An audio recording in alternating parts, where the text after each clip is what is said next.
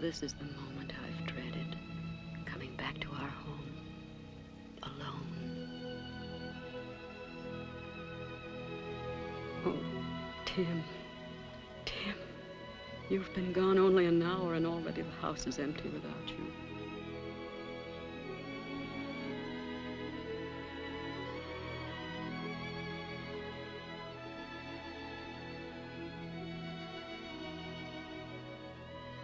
Darling, forgive me. I've held myself together through all our goodbyes, and I've tried to understand. But I still don't know why you should risk your life. You, the best-natured and dearest person in the world.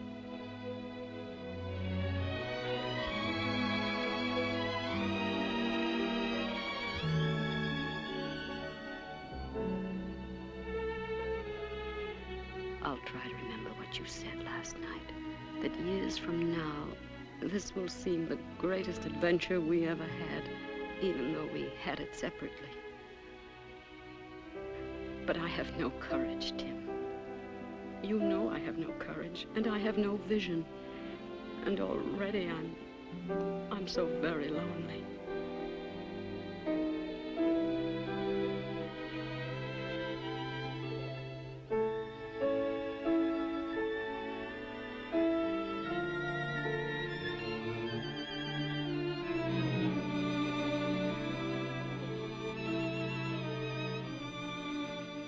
We've had, at least today.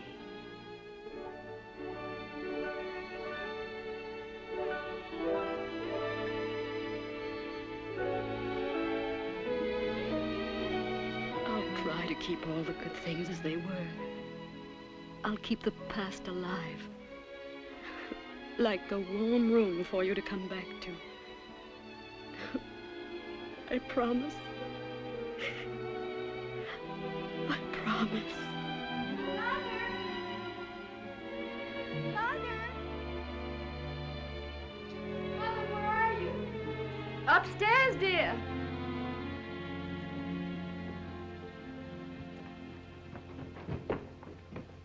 Hello, Mother. Hi, darlings. Are you awfully wet?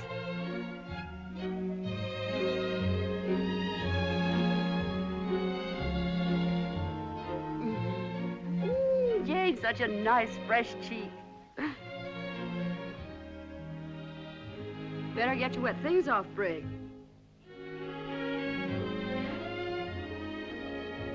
Pop get off all right?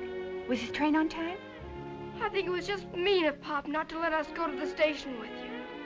Oh, darling, you know how much he loves you. He didn't even want me there. You know how he hates a fuss. Now, Louisiana's not so far, and he'll be home on leave before he goes.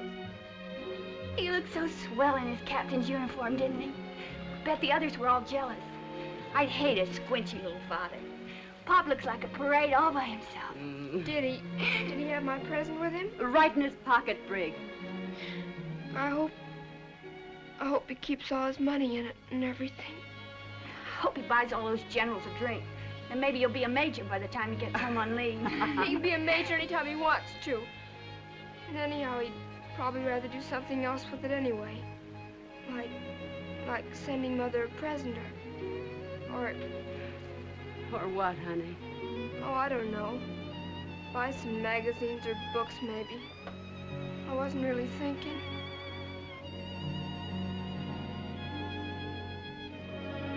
I have an idea. How would you kids like to play some gin rummy before dinner? Okay? Okay. Oh, let's not. It won't be the same without Pop. Not even gin rummy. Nothing.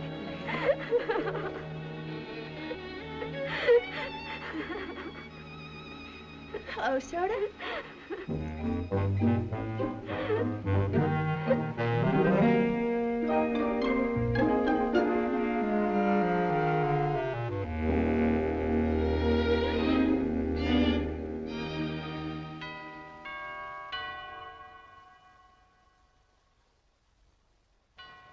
Brig, are you never going to get out of this bathroom? I'll go fly a kite.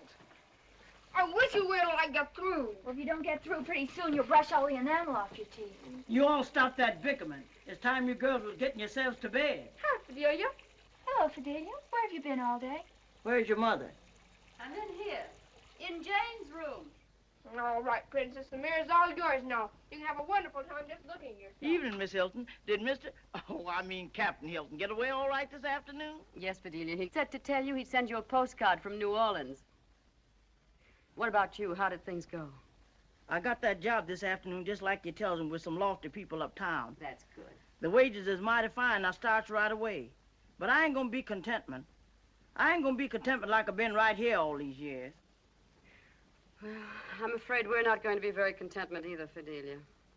And what's more, I don't know what kind of a housekeeper I'm going to make. I can tell you something, Miss Hilton. You ain't gonna be very good. Oh, Fidelia.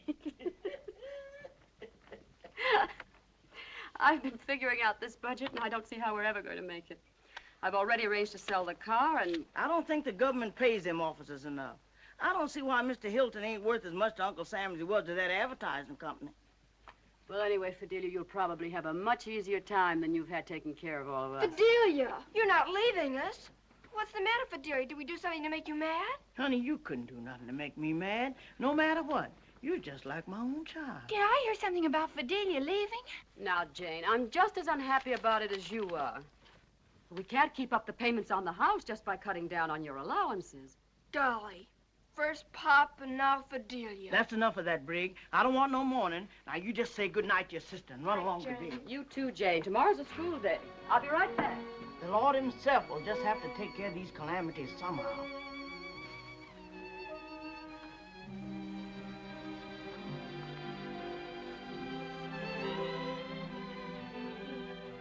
You'll come to see us, won't you, Fidelia? Of course I will, child. Land sakes alive, if you don't learn to pick up your clothes, you never will keep a husband. Men don't fancy disorderment.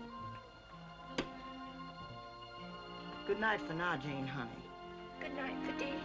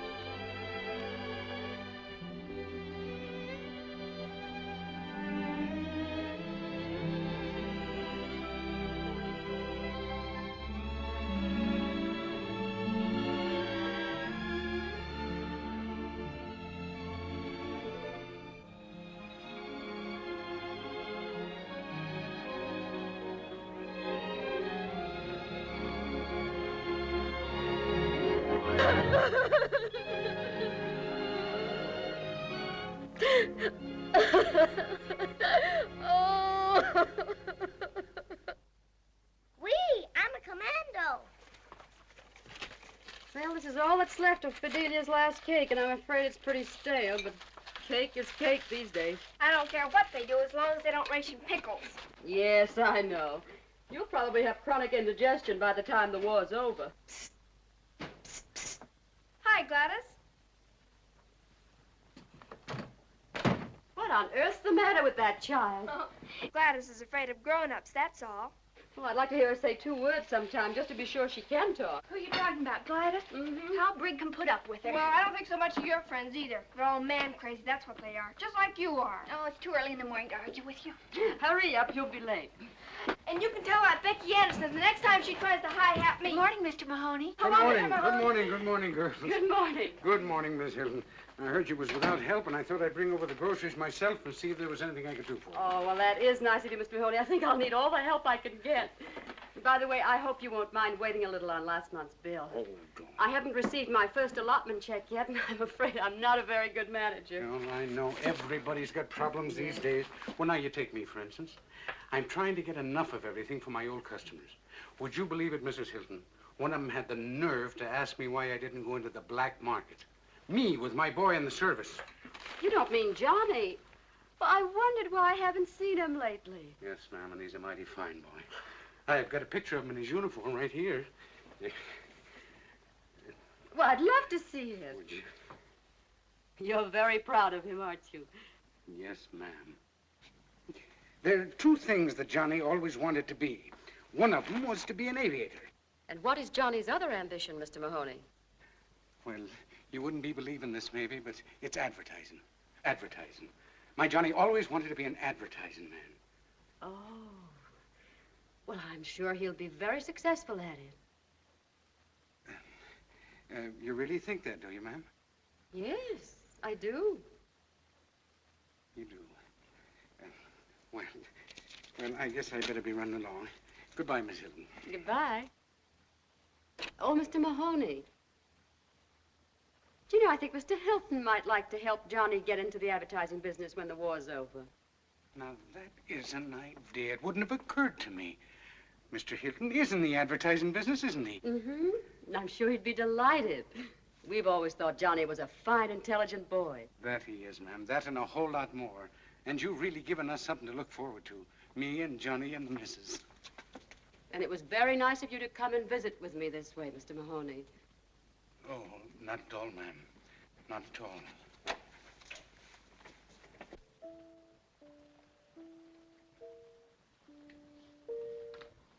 Mother, Yes? do you think that I could be a good secretary? Secretary. Why don't you be a WAC? You could be their mascot. Oh, all right. Go ahead and start. See if I care. Sell magazines. Everybody's got magazines. I know. Why don't we take somebody into the house? You know, a roomer. Oh, well, if you're going to throw away aces, Jane, that's fine with me. But, Mother, listen to me. Why shouldn't we rent a room? There's such a terrible shortage in it. Go away. Down with 5. It's perfectly ridiculous, Brig. A stranger in our home. Where you get your ideas is beyond me. Certainly it's ridiculous. It's communism, that's what it is. Oh, pooh. We could get an officer, maybe. And it might be sort of like having Pop back. An officer. Do you know, Mother, I think maybe she's right. I understand there's not a room to be had in town. It might be very patriotic of us to take an officer into our house. Patriotism hasn't anything to do with it. I You're really just confess crazy it. about I uniforms. mean, we should do everything we can for our soldiers. That's being patriotic. Brig, Jane, now that's enough. Do you want to finish this game or don't you? 102. It's a blitz. Turn out the dining room lights, Brig. Suppose Pop were looking for a room in some crowded city like this. Hurry up, Jane. It can't be that hard to figure out. And suppose there was a nice family like ours that had 3 bedrooms for 3 people. Don't you think it would be just malicious of them not to want to rent a room to Pop? Well, Jane? I won almost $6,000. 592 points at $10 a point.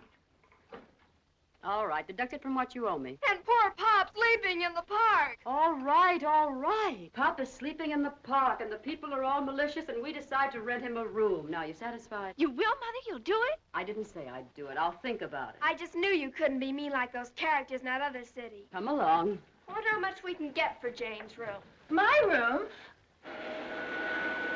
How much will that be for 3 days? What? Oh, Brig, turn that thing off. I can't hear. I'm awfully sorry.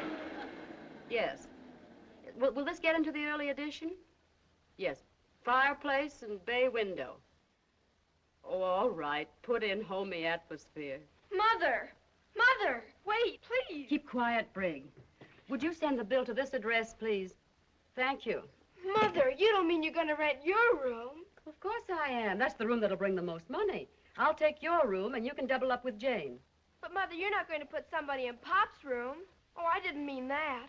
Now, you wouldn't want those characters in that other city to put Pop in anything but their best room, would you? But that's different. He's Pop.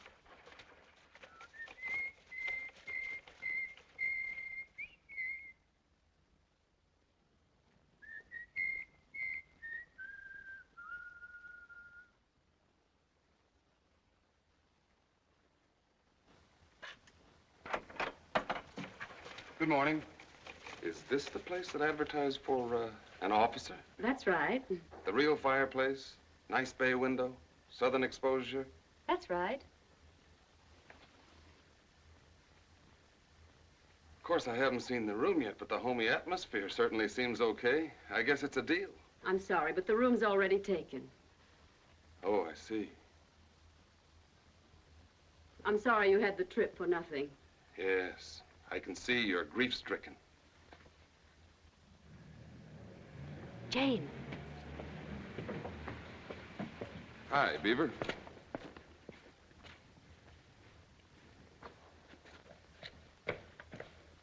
Good morning. Mrs. Hilton, I presume. Yes?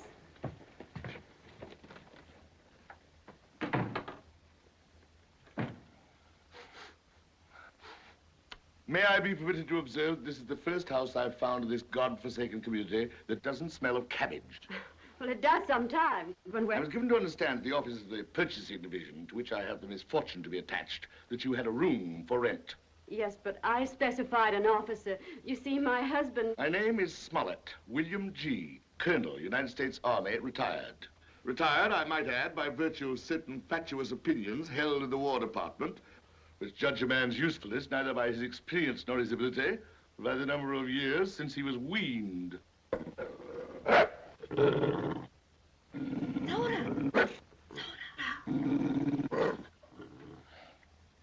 There was nothing in the information I was furnished, madam, which indicated that you had children and domestic pets.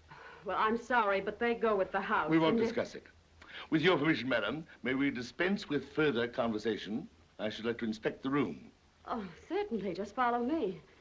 And I do hope you'll forgive me if I've been long-winded. Not at all, madam. Through a full and somewhat protracted existence, I have learned to accept the natural tendency of all women to be garrulous. Oh, you're very tolerant, Colonel.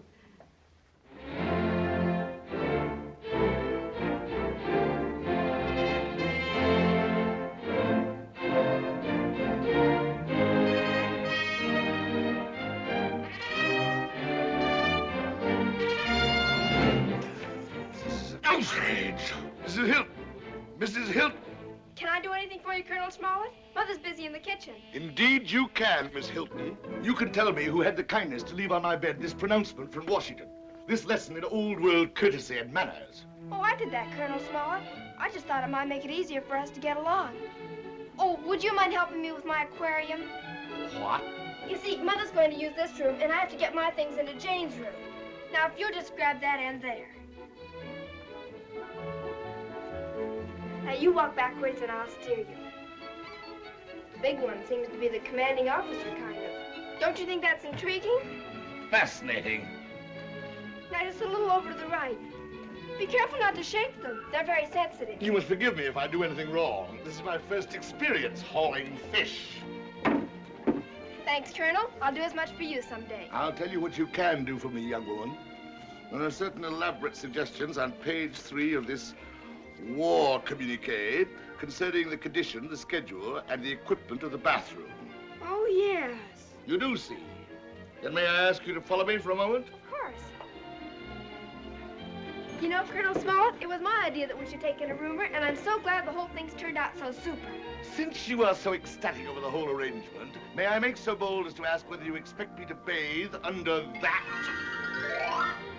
But golly, Colonel Smollett, there's a shower off Pop's room. I mean, your room. And is it necessary that your paying guests share the facilities of the house with this vegetable life? But you don't understand.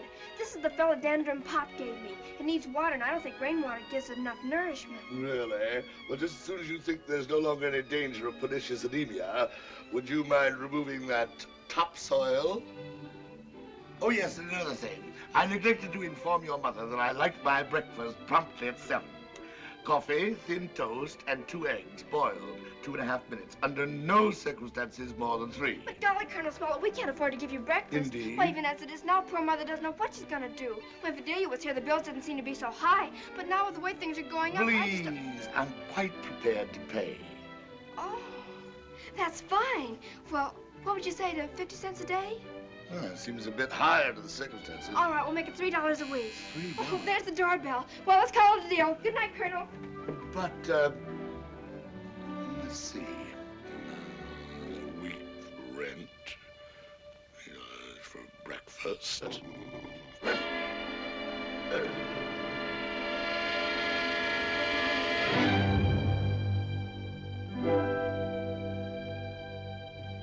Fidelia! Oh, this is a nice surprise. I kind of thought I'd like to run down and see how you all was getting along. Just about the way you predicted. We miss you, Fidelia. Now, you just give me that apron right off and let Fidelia finish whatever it is you're doing. Nothing of the kind. You must be tired. Now, come and sit down. Child, would you mind running along? I got some trouble that I want to unburden onto your mother, kind of private life. You go on upstairs, dear. Yes, and I'll come up and tuck you in. All right. Oh, and Mother, remind me to tell you about the momentous deal I just made. All right, honey. Come and sit here, Fidelia. Yes, and thank you. Well, you see, Miss Hilton, it's this way. Them uptown folks is all right in their way, but it's that lazy trash they got working for them. Miss Hilton, I just won't abode in the same quarters with them. No, ma'am. When I finishes my work, I wants my solitude and I wants my privatation. Fidelia, I'd do anything if I could only have you back, but things aren't any better. Yes, my nose. Miss Hilton, your bills is running awful high. High isn't the word for it. But how do you know? Well, I hope she won't think I'm butting in, but I've been keeping in mighty close touch, and when I heard tell this afternoon about that Colonel Smellit, and here I'm making all that easy money, and I reflects maybe you wouldn't mind renting me my old room. Oh, now you know I'd never take any money from you. That room was always yours, and it always will be. I kind of figured you wouldn't take my money, so I've got it all figured out. I can work here on my days off and nights, too. You know, Miss Hilda, I'm just strong as a horse. Oh, no. You're not as young as you used to be. And you're not going to do any work for us. Well, it'll be wonderful for the children and me just to have you in the house. Miss Hilton, it's the most beautiful thing I ever heard anybody say in all my born days. If you don't mind, I'll just go get my bag. Oh, you shouldn't bother going all the way back for it tonight. It ain't no bother, Miss Hilton. It's a sitting right here.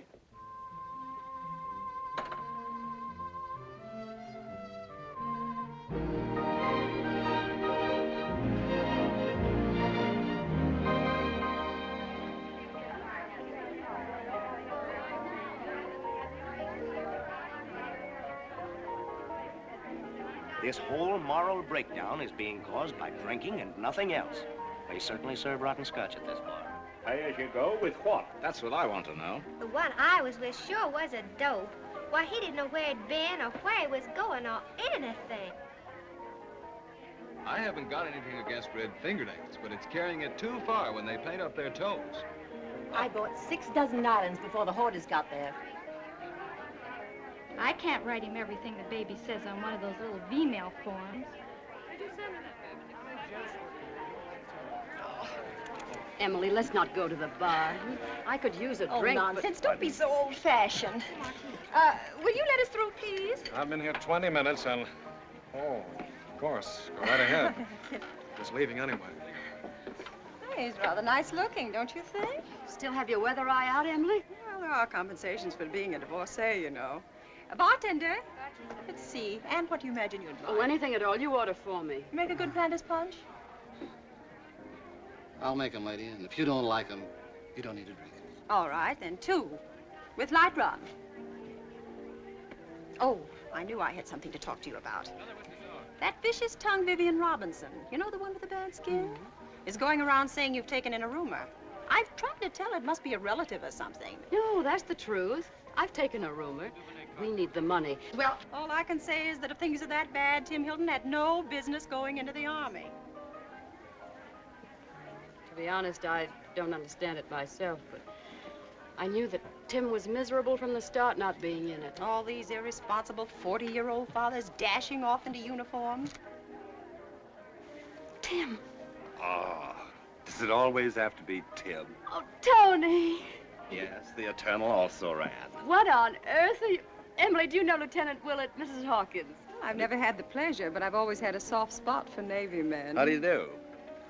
Well, my pretty, I didn't know you'd turned into a barfly. I've been trying to get you on the phone all afternoon to tell you that your old lover was back in town. Shh, not a word of it. You want the whole town to know? Well, if you want to be hypocritical about it. I heard that Tim had been shipped out of town, so I went to the Admiral and convinced him that I'd practically charted the Great Lakes. Oh, fine. Well, how long are we going to be honored with your presence around these parts? Just long enough to get ready for a shakedown cruise, but if you're not stubborn, that ought to give me all the time I need. Don't you think so, Mrs. Hawkins? I really don't know, I'm sure. Oh, Emily, I think you believe him. Oh, I can't say I'd blame you much. Now, you're what I call a discerning woman. Tony's our oldest friend. He was Tim's best man. Come on, come on. We can give Mrs. Hawkins the vital statistics some other time. Let's get out of here. I need more privacy. But I haven't even touched my drink. Oh, that's all right, dear. We can get another one. Oh, don't let us rush you, Mrs. Hawkins. Goodbye. Oh, what about the check? Don't bother, Lieutenant. I'll take care of it. That's fine. But, Tony, goodbye, Emily. That was a terribly rude thing to do to poor Emily. Oh, poor Emily, my foot. Do you know of any place in this gay metropolis where I can conquer my two passions at the same time? Oh, so you've been leading me on. There is someone on the lakes beside me. Don't be silly. I'm talking about you. You and a nice thick steak. The white fish, senor, is simply delicious. Grilled, blanc, maybe you like it. 2 steaks thick. Lobster Creole, speciality of the house. 2 senor. steaks thick. I must tell you the truth, Commodore. We are fresh out of steaks since last Tuesday. This is a steakhouse. Look, it says right here. Thick Kansas City steak. I can't help it, senor. There's a war on, you know. Yes, I found that out. All right, bring us whatever you have. Anything but hash. Bravo, senor. You will be very happy. You will see. What are you looking so depressed about? Oh, my life is an endless series of disappointments. No steak, nobody loves me. You wouldn't think so if you'd heard the kids just now when I told them you were in town. I can't figure out just what special charm you have for them. It's just that they have better taste than their mother. If you ask me, I think they believe you're some kind of genius. Those cover girls you used to paint for romantic tales really gave you glamour in their eyes. Oh, gone are the days. Still, you know, Anne, there is a certain similarity between a beautiful woman and a battleship. It must be, or else why would you be so interested in battleships? You got me wrong, Anne. As far as I'm concerned, there never was a beautiful woman but you. Oh. Ever since that summer, the whole crowd of us went up to the Thousand Islands. When I first saw you standing on that little yawl, had on that white bathing suit, remember? With your hair blowing in the wind. What, Tony Willett? When did you get back? Oh, hello, sugar. Give me a ring, huh? Yes, I will. I will. We were in the Thousand Islands with my hair blowing in the wind, remember? Really, Anne, I was nobody at all. Just a girl I happened to meet the last time I was in town. Oh, Tony, you don't have to apologize to me. I'd be disappointed if you ever changed. Look, when we get home, I'll show you something I brought back just to prove What to do you mean, when we get home? Just what I said. Suddenly you mean to put me up, don't you? Probably can't get a room anyplace else. Understand the hotels are jammed. Oh, why do these things always happen to me? I don't see why it should be any hardship to you. Tim's away. You ought to have plenty of room. What do you think you're going to do, share my room? The girls can double up. The girls have already doubled up. We have a lodger. A lodger? What? Yes, no, don't start. No, I had enough of it from Emily. We needed the money. Well, why don't you get a job? You look perfectly able-bodied to me, if I may use the word body. What on earth could I do? Well, you could do plenty of things if you really wanted to. You could... Let's skip it. I don't want to hear a serious word out of either of us until I leave this town. Oh, Tony, it's so good to see you. You know, next to Tim being home on leave, it's the nicest thing There that you could have... go again. Here I buy you a beautiful dinner, and what thanks do I get? Tim. What's that? Speciality of the house, chicken hash. Well, blow me down.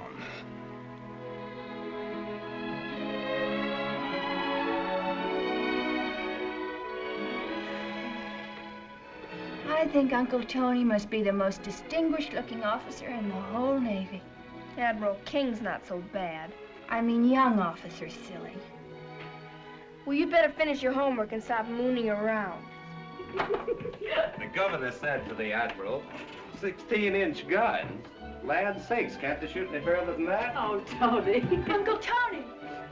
Jane! What's the matter? You don't seem very glad to see me. Oh, but I am. Honestly, I am. Uncle Tony! Briggs! Now, that's what I call a real reception. Uncle Tony, you're not staying with us. Oh, yes, he's staying with us. And don't go spoiling him. We're going to have enough trouble with him as it is. Oh, Uncle Tony, couldn't be any trouble. It's just wonderful having him here. That's right, Jane. Don't listen to your mother. I'm counting on you girls spoiling me plenty. There's just one thing, please. You think you and Brig could cut out that uncle stuff? I'm not your uncle, and it makes me feel 108. Do you mean we're going to have to call you Lieutenant Willett? Tony to you, Miss Hilton. What on earth? Oh, that must be the taxi driver with that mysterious object you lugged along. You won't be so indifferent when you see what it is. I don't know what this thing is, but could be the side of a house, I suppose. These are funny times. I ain't got no change. Don't worry about it. I borrowed it myself. Ah, thanks, Captain. Thanks a lot. Say, lady, sure must be nice having your husband home again. Well, he's not... What's so funny about that? Imagine anybody taking you for Pop. You think your pop's wonderful, don't you? Well, he is. Sure he is, but you don't have to rub it in. I'll take your bags upstairs. Tony? Oh, don't bother, Jane. Oh, I don't mind, really. I'd love to. Brig, you take one, too. After all, if we don't give the lieutenant some real service, he might decide not to stay here. Aye, aye, sir. Carry on, mates. Oh, put them in Brig's room. I'll move in with you girls. Oh, that'll be fun. Fun indeed. I thought I was through with dormitories. You ought to be very happy about it. You'll get to know your children better. Who's that? Is there something gone bad, Miss Hilton? I wouldn't call it anything good. Well, if it isn't my old girlfriend, Fidelia. Is that Mr. Tony Willett? I thought we was through with you till the duration was over. Lieutenant Willett's going to be our guest for a while. Happy surprise, Fidelia? I don't know about that happy part. Miss Hilton, don't you go let these people turn your pretty home into no boarding house. But Fidelia, I've half a mind not to stay. But the other half tells me to forgive you. What's that? Oh, I almost forgot. May as well have the unveiling right now. Wait a minute, Tony. I want to see, too. All right. Well, let's have a little light on it. I offered it to the Navy. Oh, Tony, I am flattered. That's mighty nice. Oh, Mother's just like you, and so pretty. Well, it's really not much. I heard they needed some new recruiting posters for the Waves, and I figured that your face was the one that would...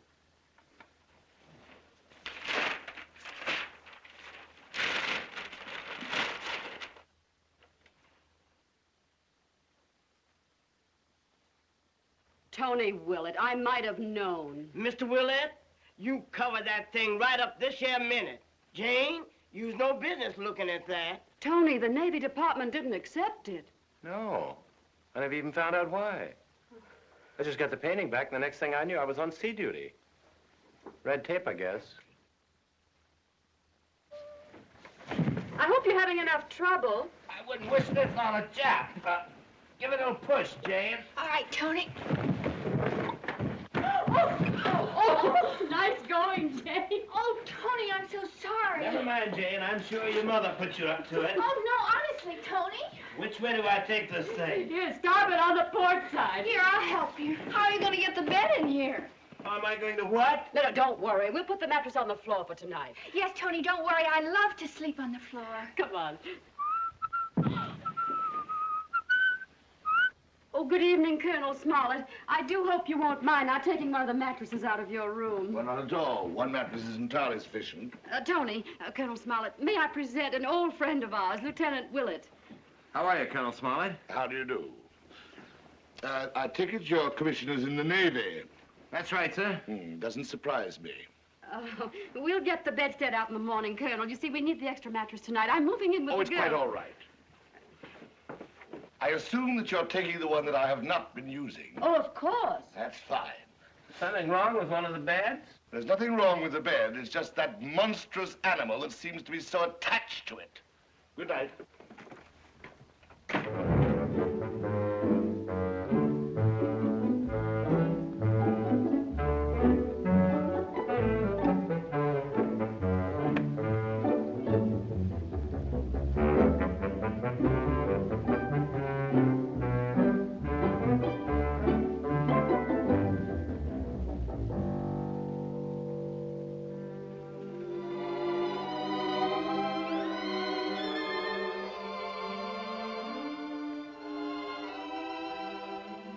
Mother. Yes, Jane? Mother, do you think I have a nice figure? Yes, darling. You have a beautiful figure. Do you think Tony might paint me someday?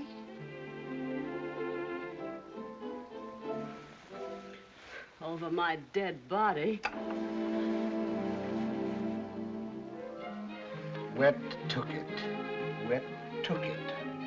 You must have the name wrong. No, here it is in Pop's letter. And we're here in Texas on maneuvers in a little town called Wettucket. We came, we saw, we took it. We took it. Very funny. I would appreciate it, my dear Bridget, if in the future you could spare me from your father's elaborate puns. And if, I suppose to some people that creature comes under the heading of pets. I beg your pardon, Colonel Smollett. There's someone here to see you. Your grandson. William? Hello, Grandpa. To what peculiar combination of circumstances do I owe this visit, William? Well, you see, I was transferred out here to Chamberlain Field, and I found out at your office... Indeed? I wasn't even aware that the United States forces had been honored by your membership. I enlisted, sir, last summer. So? I don't think we need trouble these young women with your autobiography. Let's go into the living room. If you will, excuse me. Excuse me.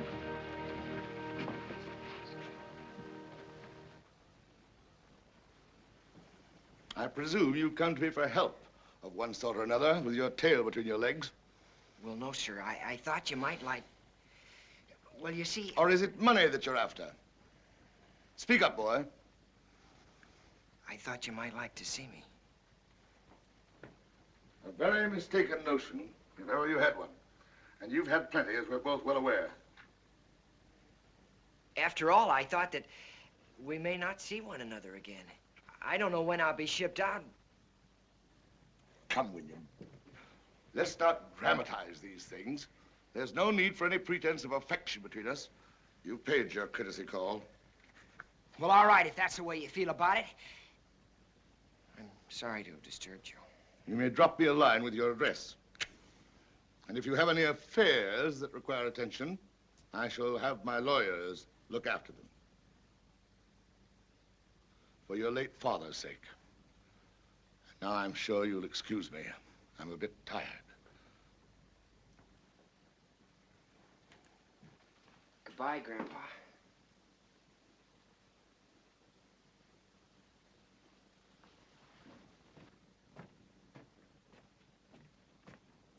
What do you suppose? I'm going in and speak to him.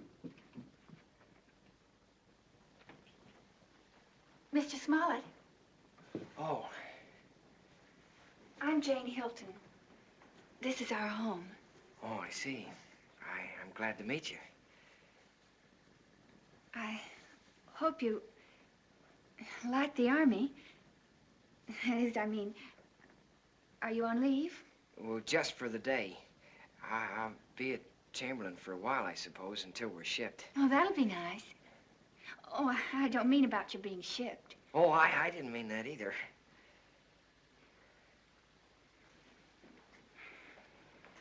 I hope you don't think I'm a murderer or something. Grandfather just doesn't like me. Well, I don't think it's right. I think it's just terrible of him. Oh, he's not so bad. He has good reasons, I guess, the way he looks at it. I've kind of disappointed him. I don't care what you did. You're a soldier now. And you enlisted, too. I heard you say so. Oh, I'm afraid that isn't really so very much. Lots of men enlisted. But it's awfully nice of you to talk to me this way. Hi, Brigg. What's the matter with the colonel? He's storming around his room like one of the Smith brothers with a hot foot. I think I'll go up to my room and do some homework. Oh, hello. Oh, Uncle. I mean, Tony. Lieutenant Willett, this is Private William Small. How are you? How do you do, sir? Corporal. Engineers, isn't it? Oh, yes, Lieutenant. I'm sorry. You're related to the colonel, I take it. I'm his grandson. But I don't know, sir, whether he... Think nothing of it. I cut my grandfather off without a cent. Oh. Well, Jane, what's the program for this afternoon? How about you and Brigg taking me out on the town? William here could, what do they call you, Bill? Could make a fourth. Oh, that's nice of you, Lieutenant, but I couldn't. And besides, if you'll forgive my saying so, sir, you're an officer. You know, I forgot all about that. You're right. Well, we could, well, let's see, Jane, what could we do? Oh, anything you say, Tony. Oh, well, We could have tea in the garden. well, that's fine. We could play some darts, maybe. Well, thank you, sir, but I ought to be getting back to the field. You've both been very nice. Next time you're in town, perhaps. Will you be off next Sunday? How about it, Jane? Oh, that would be lovely. Oh, well, I'll look forward to it. Well, I better be going.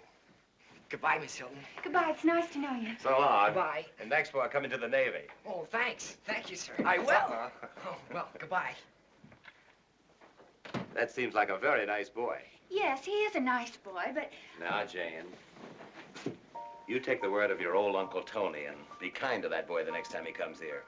Well, he's nice enough, but, But what? well, he's so young. Besides, he isn't even an officer. Why, Jane, I'm surprised at you. Those are the boys who do the fighting. And largely for their dreams of girls like you. Far be it for me to run down officers. You go right on advertising us, Jane. Every little bit helps. Oh, Tony, I wish... What do you wish, little Janie? I wish I were 27. Now, that's a coincidence. So do I. Where's that brig? Do you suppose she ran out on us? Let's go find her. I've got a nickel bet with her on 20 questions.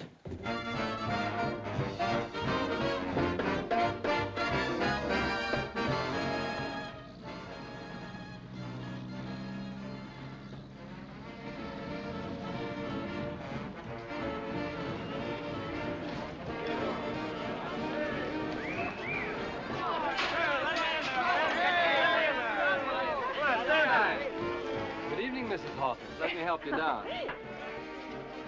My, but you're strong, Lieutenant. Here, men, help the young lady. Yes, sir. Oh, Mrs. Hawkins, I'm so frightened. There's nothing to be frightened of. You just go on in and dance. This here vehicle got Susie Fleming aboard. But a boy named Swenson was supposed to meet me here. Just go into the cloakroom and they'll give you your name. Hi, Becky.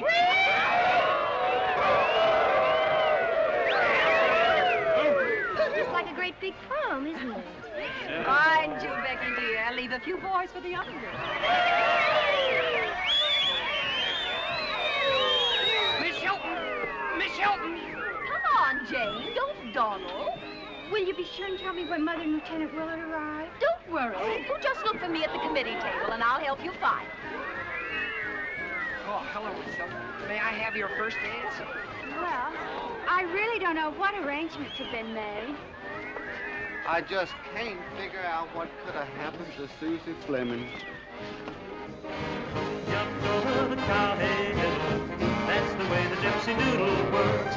When you think that you're crazy, you're the victim of the dipsy doodle. But it's not your mind that's hazy, it's your tongue that's a fall down the doodle.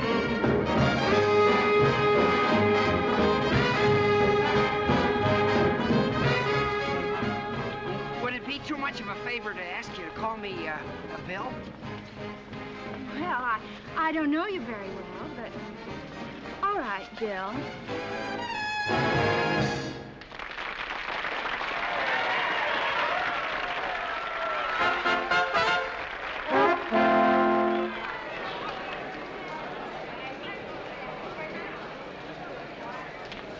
Hello, Emily. Hello, Anne. Hello, Lieutenant Willett. I'm simply delighted you could come to our little party. Hello. I practically had to tie him up with rope and drag him. He was afraid there wouldn't be another officer here. Oh, there are a few. My dear, you should see Captain Higgs, that profile. Say, Jolie.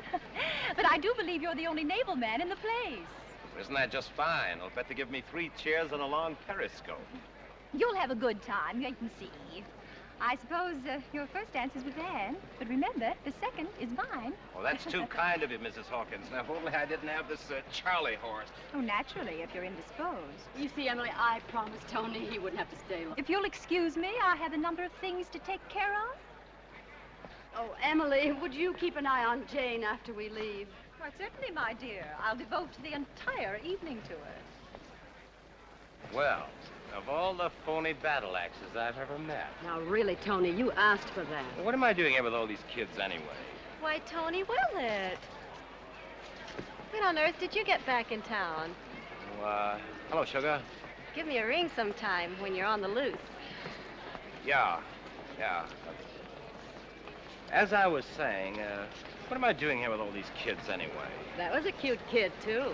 Really, Ann, it's just a girl I went to college with. Well, bet. Mrs. Hilton. Oh, Mrs. Hilton. Yes? I'm Johnny Mahoney. Oh, Johnny, of course. How are you? Lieutenant Willett, this is Johnny Mahoney. How are you? How do you do, sir? Your father told me you were stationed out here. I'm afraid Dad bores everybody talking about me. Not at all. He has every right to brag about you. Well, I don't know about that, Mrs. Hilton. I wanted to write and thank you for what you said about Mr. Hilton helping me after the war. Well, I thought maybe you might think I was taking advantage. I didn't want you to feel you're under any obligation. Oh, there's no obligation, Johnny. Anybody who gets you will be very lucky. Well, I'm afraid the luck's all mine, and that's the way it's been my whole life. Well, I guess I had to be leaving now. So soon? I thought the dance was just getting underway. I only stopped in to pick up my gunner. I'm taking off in a few minutes. It's just a routine flight, you know. Oh, I see. Well, good night, Johnny. Good night, Mrs. Hilton. Good night, Lieutenant. Good night. Those kids just break my heart. They're so eager. I know. They expect to come back to something. What do you mean, Tony? Oh, I mean, something like they left. Only better.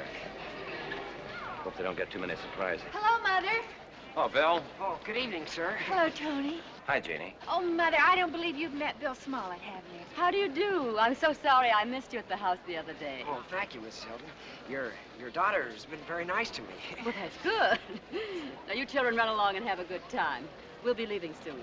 Oh, Tony, aren't you going to dance with me even once? Well, Oh, go ahead, Tony.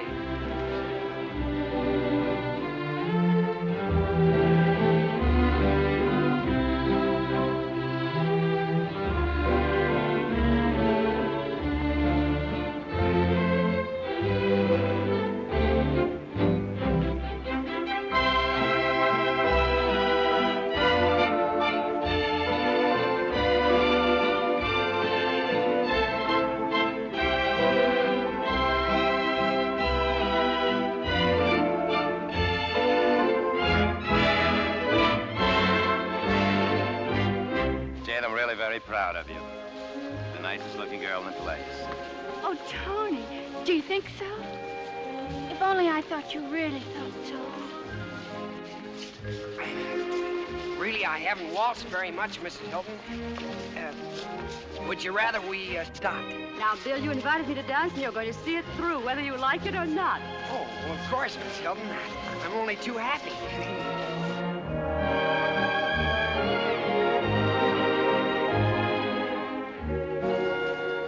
I think travel broadens oneself.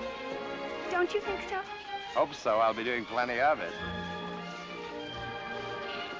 Do you think the artistic life is too bohemian? Indeed, I do. And look what happened to Bohemia. Oh.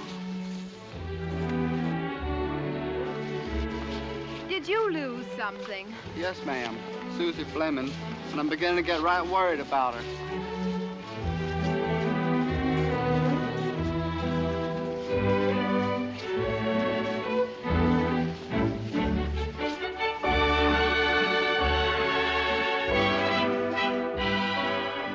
I just love modern American painting, don't you?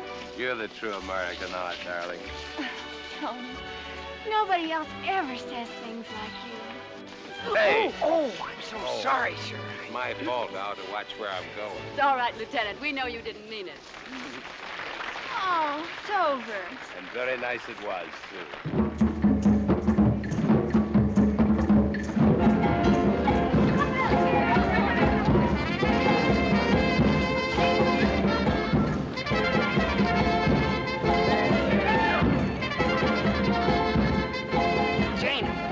I ought to be behind you. I hope we can find Mother and Tony.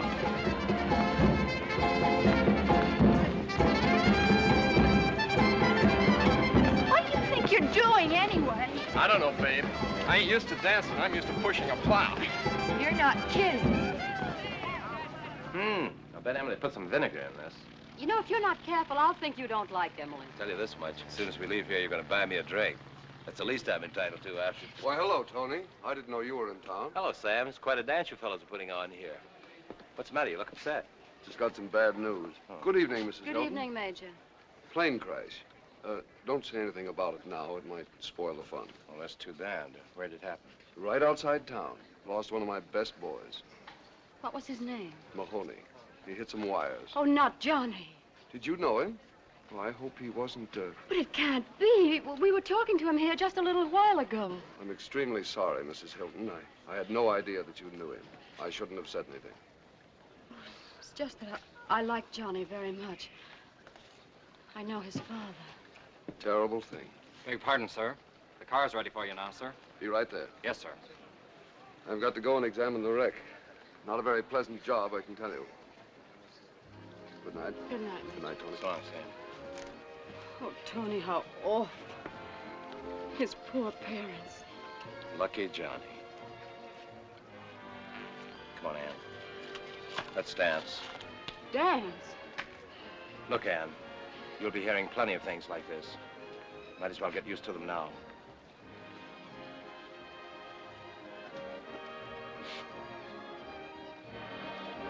Oh, I feel so good. Don't you feel good? Well, now, my Susie, she's what I'd call a one-man woman. I love to read books. They're so significant. Why do they call you Wolf? Is that your nickname?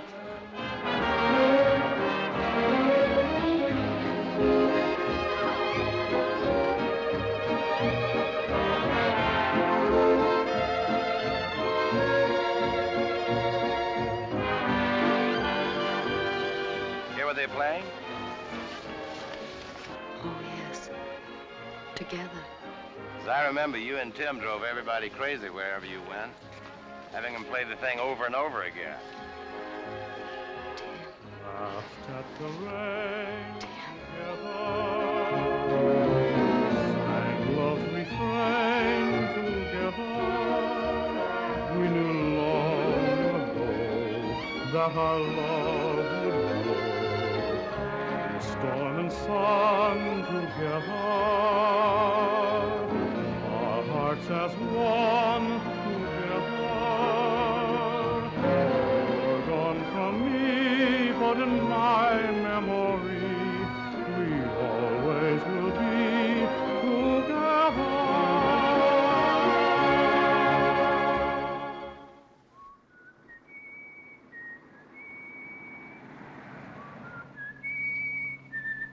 Oh, please, Tony, whistle something else. I thought that was your favorite, next to Rock of Ages, of course. Don't joke. All right, have it your way. No jokes. What is your pleasure? Oh, I'm sorry. You said you wanted a drink. Let's go someplace. You feel like it? Sure I do. Honest? No, frankly, I don't feel much like it. Neither do I. It's pleasant being in a car again, isn't it? Yes, we used to take everything so for granted. Now I feel like a king just because I can rent one for a week. Uh-oh. Yep. It's one of them, all right. What have we been doing? You weren't speeding. Things changed around here. Do you have to be doing something now before you get a ticket?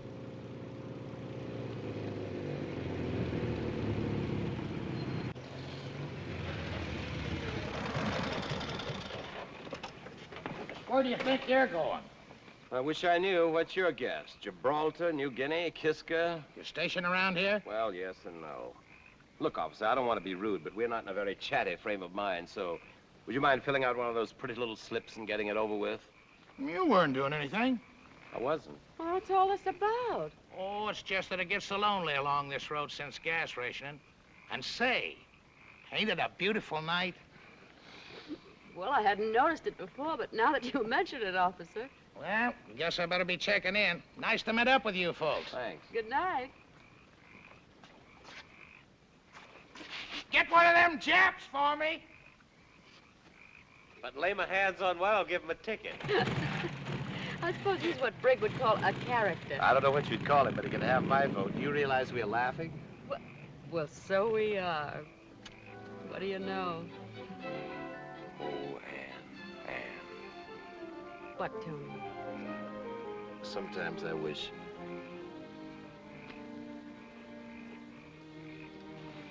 How'd you like a cigarette? Well, as a matter of fact, I'd love one. I don't believe I've had a cigarette in a month. I must say, I've never had such a dramatic build-up to a cigarette before. You know what I was just thinking? I like you best when you're not thinking. That's right, run me down. Tony Willett, the jolly fellow. Always good for a laugh. Oh, now, you're not really going to be wounded. Not by me, of all people. No. If you haven't wounded me by now, I guess I'm impervious, Ann. But I would like to tell you what I was thinking. All right. What were you thinking? I was just thinking what fun it would be sometimes to be a good, heavy, synthetic rubber heel. It would be synthetic, Tony.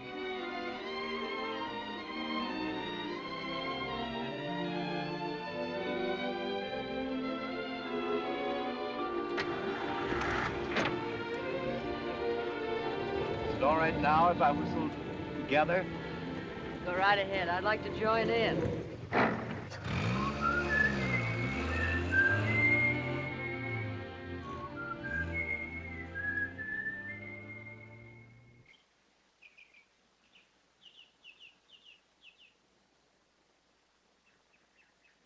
I just can't believe that by tomorrow Tony will be gone. There are enough carrots here to feed a cavalry regiment, men and horses. I guess next to Pop, Tony must be the nicest man in the world. Bridget, please. What, Colonel? If you'll excuse me, I've had enough this morning. In fact, I think that henceforth you may operate this victory garden entirely by yourself. But, golly, what did I do? But since you're so obtuse, Tony, Uncle Tony. I suppose I'd better look for quarters elsewhere, since that's the way I'm regarded around here.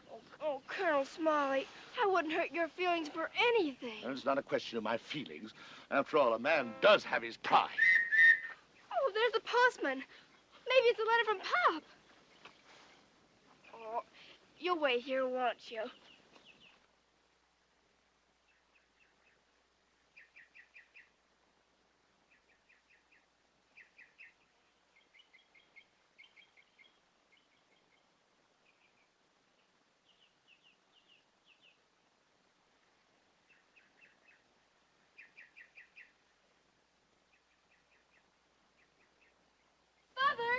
Mother! What's all the excitement about? It's a letter to Jane and me from Pop. Well, bring it up. Come on, honey. Time to get up. Mother, listen. Pop says he may get leave soon. Isn't that wonderful? Let me see. Jane! What's that about Pop? Mother! Yes? Look! Jane, let me look at you. What's the matter? Oh, darling, I'm afraid you have the mumps. Mumps? Mumps? Oh, Mother. Tony's last day.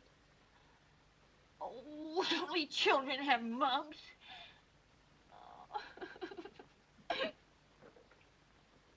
You sure you ain't leaving nothing here, Mr. Willett? Just my love, Fidelia. Why, you afraid maybe I'll come back? I ain't sorry you're going, I can tell you that. Now, Fidelia, I always say nice things about you. I ain't got no time for them complimentaries, Mr. Willett. And besides, now that Miss Jane done gone got herself some mumps, we need this room band for Miss Hilton and Briggs. Well, at least give me credit for good timing. Here, don't bother with that. I'll take it down. I want to be sure it gets down. Oh, by the way, I almost forgot. I've got a going-away present for you, Fidelia. Huh? Here it is. And always remember, a great master devoted some of his last hours to you before he went off to the wars. You like it? I tried not to flatter you. Why, Mr. Willett, it's just the way I always wanted to look. Someday I'll do you an oil. Holy smokes, I haven't too much time. I want to say goodbye to everybody. You just run along and say your farewells. I'll tote your bag downstairs for you. That's very nice of you. Mr. Willett, I must have been blind. Just stone blind not to see what a lovely gentleman you is. Leaving, Lieutenant? On my way, Colonel. I'll tell Miss Hilton you're ready, Mr. Tony. Thank you, Fidelia. Rather envy you, if I may say so. We could use you, sir. In the Navy?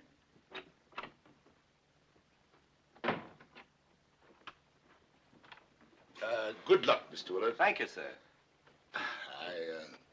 I guess we have to have a Navy.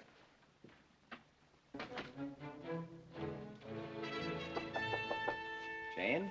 Tony, you'll come in, please. Don't you want to say goodbye? I have an awful disease. Can't scare me. I'm coming in. Oh, Tony. Wait a minute, Tony, please. All right, Jane? Yes? I wish you wouldn't. Hello, Janie. Oh, Tony. You look fine in that kerchief. Probably start a new fashion. Terrible. Oh, no, you don't. You can never look terrible. You're pretty, that's what you are. Don't laugh at me. I never laugh at anybody I love. And I've loved you from the moment you were born. Is that all? It's the best love I have, Janie. It's a special kind of love I keep just for Ann and Tim and the two sweet girls who are part of Ann and Tim. Tony, you're going away and maybe you'll be killed and I've got the mumps. Just like a baby. I hope the mumps are the worst things that ever happened to you your whole life long. And I won't be killed. Only the good die young, haven't you heard? Then I'm neither good nor young. But Tony, you're just the right age for a man. Little Janie. Want to make a bet? What? I'll bet you that by the time I see you again, you're in love. You're silly. You're the silliest man I ever knew. Now you're making sense. Always knew you had a good head on your shoulders. Will you write to me? There won't be anything to write. There won't be anything happen after you're gone. Ever. All right. But I'll write to you. I have to go now, dear. Goodbye.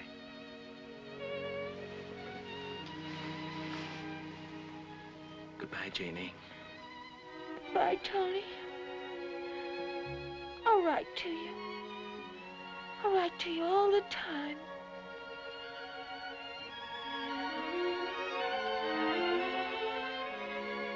Catch the mumps. What's the matter? Do you want to keep them all to yourself? Besides, I'm no hero. I've had the mumps. I'm immune. Oh, Tony. I wish. Let me wish this time. I wish that I were 17. Oh, Tony.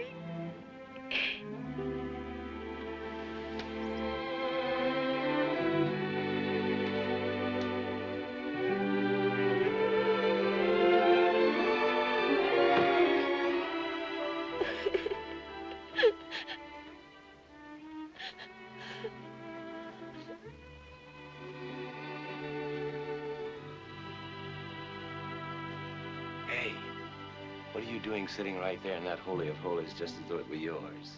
I'm getting it used to being just another chair. May I wake her up? You'd better. She'd never forgive you if you left without saying goodbye.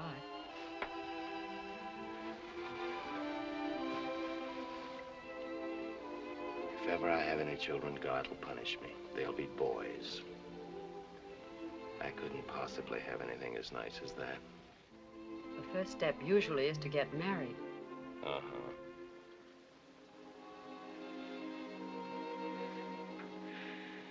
You leaving soon, Tony? Just a little while. Say goodbye to Tony, darling. It's way past your bedtime. I want to talk to him a few minutes before he leaves. Goodbye, Tony. Goodbye, Brick, dear.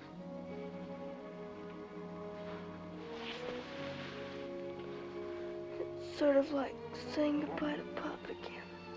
Coming from you, Brig, that's the compliment that top all compliments. I'll have another kiss on that. Your cab's here, Mr. Tony. Thank you, Fidelia. Would you ask him if he'd mind waiting a few minutes? I got it all arranged. He's waiting, Miss Hilton. Goodbye, Tony.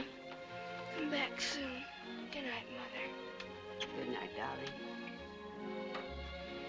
Don't you go catching those mumps. What do you think I am? A child? Happy dreams. Happy landing.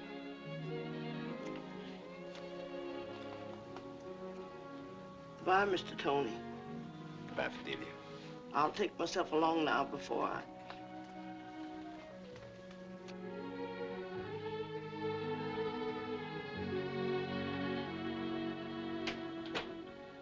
Just when did you captivate Fidelia? It was my brilliant art that did the trick. I sketched her. As a wave? And sometimes your ingratitude saddens me. You'll recover. I've got to leave here just 3 minutes flat. Tony, I'm so sorry to see you go. We've all loved having you. By the way, how did you leave Jane? With the mumps. And with tears, I'm afraid. I haven't much tact, I guess. I didn't know what to say. I know. Poor kid. But then you are very attractive, Tony. A bone from Mrs. Hilton. No, I mean it. It won't be too easy for Jane getting over it. No, nonsense. Older men, every girl goes through it, didn't you? Still going through it. Yeah. Older men named Hilton. Don't you ever worry about Jane? I won't, as long as the older men are like you. You know something, Ann? I'm chump enough to go on living on your compliments for the next 6 months. Like a camel in water, you know. How long can they go? I can't tell you. I never knew one. Tony, don't tell me any secrets, but is it action this time? I guess so, down to St. Lawrence, and then just when I don't even know myself. I won't say what I feel. No, don't. You better get some rest. You look tired. I will. I have a little letter writing to do first, though. I see. How often do you write him? You won't think me foolish if I tell you. I try to write at least a few lines every night. You know, that's a little nuts. It's pretty wonderful, too. Well, good night, Ann. Good night, yourself. Oh, come here. You're a swell guy, Tony. Oh, go away.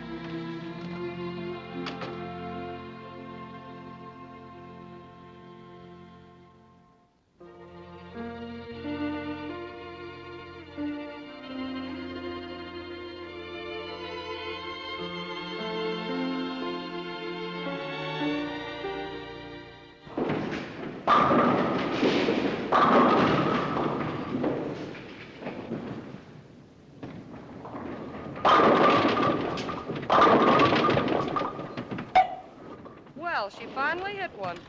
Now, don't drop it. Bowl it.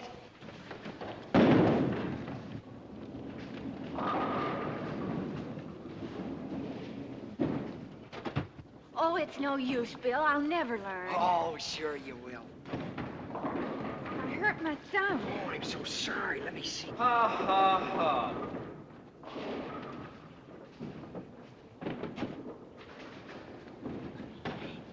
It's your turn now, Bill. Let's see if you can knock them all down. Well, I don't know about that.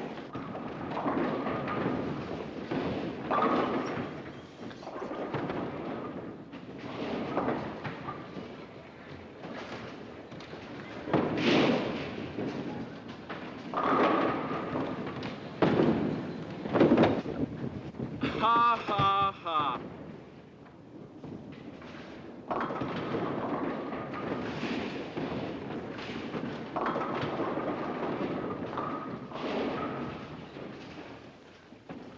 Like a piece of tape? Oh, thank you.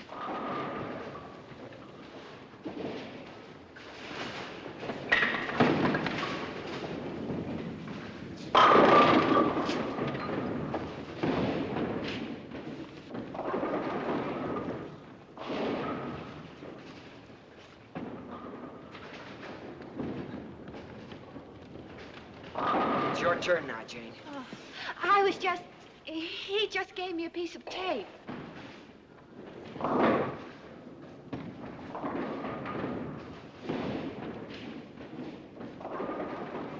Hi, buddy.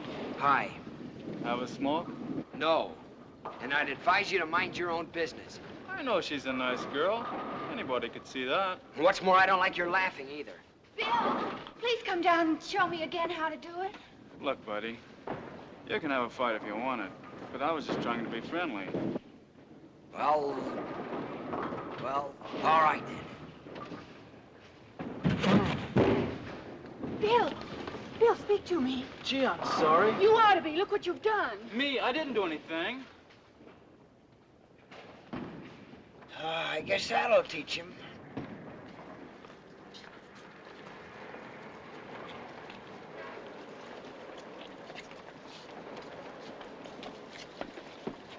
You know, I've never been to the beach in my whole life. I've never seen the ocean. You haven't?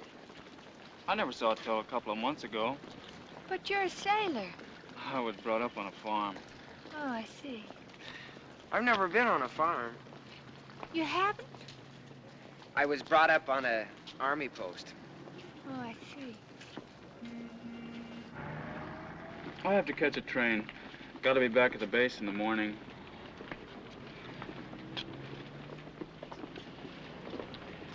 Sure wish you could spend the rest of the evening with us. Oh, no, you don't. I butted in enough already. No, we loved meeting you, didn't we, Bill? Sure we did. I'll catch a bus here. So long, buddy. Goodbye. You've both been swell. You're the only people I've met since I came to town. Well, why didn't you go to the canteen? Oh, they're so crowded and everything, and I don't dance so very good. You and me both. Next time you come to town, maybe we can all go bowling again. Gee, I don't know if I'll ever be back this way. And I expect we'll get going any day now. War looks pretty good, doesn't it? Sure does. Well, goodbye, miss. My name's Harold E. Smith. Well, I'm Bill Smollett, and this is Miss Hilton. How are you? Jane's my first name. Goodbye, Jane. Goodbye.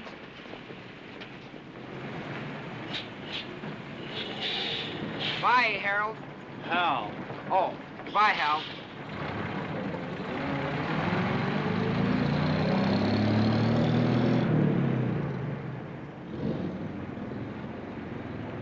He's nice. Yeah, he's a nice fella. You were sweet to him, Bill. And I'm sorry I about... acted like a fool. He's good looking, isn't he? Is he? I hadn't noticed. You must have noticed. Well, I didn't. Come on, let's get a soda.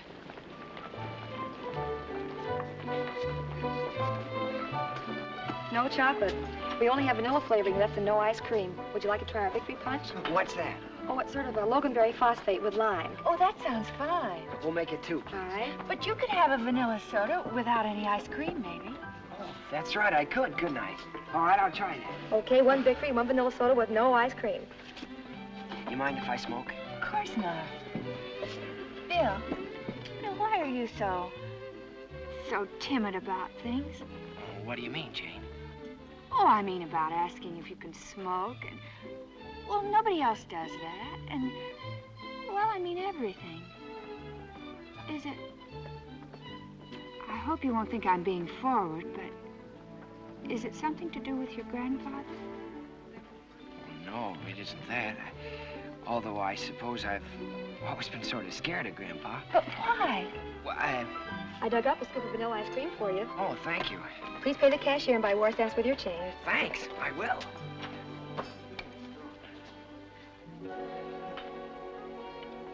You see, my father was a soldier. He was a colonel when he died. I guess all the Smollets all the way back were soldiers. One of them was with Washington at Yorktown. Although sometimes I think Grandpa just made that one up. I'm sure he didn't. You ought to be awfully proud. Oh, I'm proud, all right. But, something went wrong with me. Mother died when I was born, so I never knew her. Oh, of course, I never knew her. That's a shame. She could paint pretty well. China and things. I hope I can show you her work sometime. That is, if Grandpa... If Grandpa what? Well, if I go home. You see, I haven't lived home since West Point. West Point? Oh, look, Jane, you don't want to hear all about this, do you? Not if you don't want me to, Bill. Oh, but I do, of course. There's no one in the whole world that I'd rather explain... that I'd rather tell.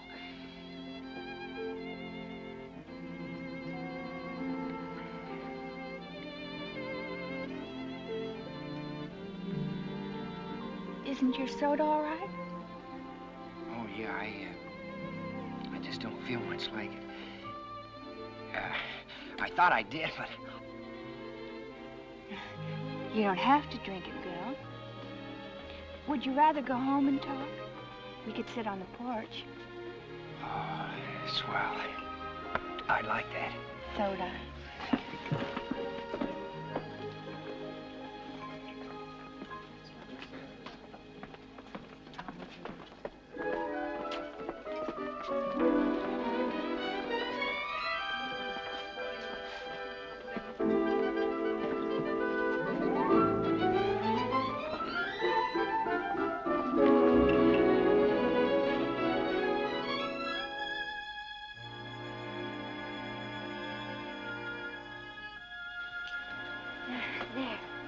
Now we can relax. You were talking about how your grandfather always wanted you to be a soldier. Would you like a sandwich or something? He wanted me to be a general. But didn't you want to be a general? Well, no, I didn't. But why not, Bill? I had an idea it was more important to build things. But I don't mean it isn't terribly important being a soldier. I don't know how we'd keep the things we build without them. Of course. But you said you went to West Point. I should think you'd be a lot more than a...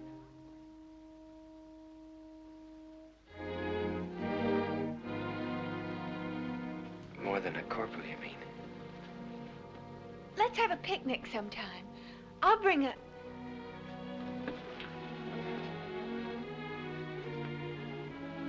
Bill, I didn't mean that. It's wonderful being a corporal. No, you meant that if I went to the academy, I ought to be more than a corporal. Well, you might as well know it. I was kicked out and I broke Grandpa's heart. I'm sure it wasn't your fault. Yes, it was. Bill, come and sit down.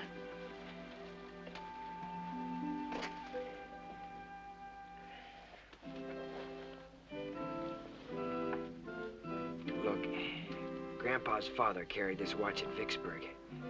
Grandpa gave it to me on my 10th birthday. He had it engraved for me. Read it. I'll light a match. To William G. Smollett II, who will lead men to glory on the battlefield. Oh, you must have been terribly pleased. I said, Grandpa, don't people hurt each other in war? You see, I was only 10. He took the watch away from me. But he gave it back to me again when I entered the academy. Oh, Jane, I did my best, but I could never make a good officer. I can't lead men, and I know it. So even if I led my class the way Grandpa thought I should... Grandpa. What about yourself? Why is it so important that you satisfy him, the old... Because he loved me so.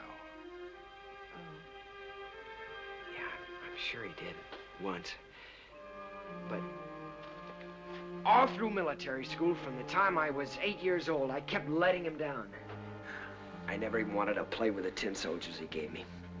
Grandpa kept telling me that if I was a Smollett, I'd... But I guess I was always, well, you know, weak. I was sort of a joke at the academy. I only lasted a couple of months. Grandpa couldn't face his old cronies. Well, that's it. Now you can see what a mess I made out of everything. You've done no such thing. You're fine and strong, but you're just sensitive, that's all. But don't you think I'm a failure after everything I've told you? A failure? Just because you're not an officer? Why, an officer I know told me, he said that you were the boys who are doing the fighting. Lieutenant Willett? Yes? You think a lot of him, don't you? Of course, but what's that got to do with it? You're a soldier, and I'm... That is, we're proud of you. And I hope you never get promoted. All those officers strutting around with their gold braid and everything. Gee, Jane, I'm so glad you feel that way about it. But, Grandpa... Oh, bother, Grandpa. Ooh, there's soda. Maybe you'd better go before we wake the Colonel. He doesn't scare me. Not anymore, he doesn't. Jane, let me stay long enough for just one cigarette. All right. Provided you don't ask my permission to smoke it. I won't.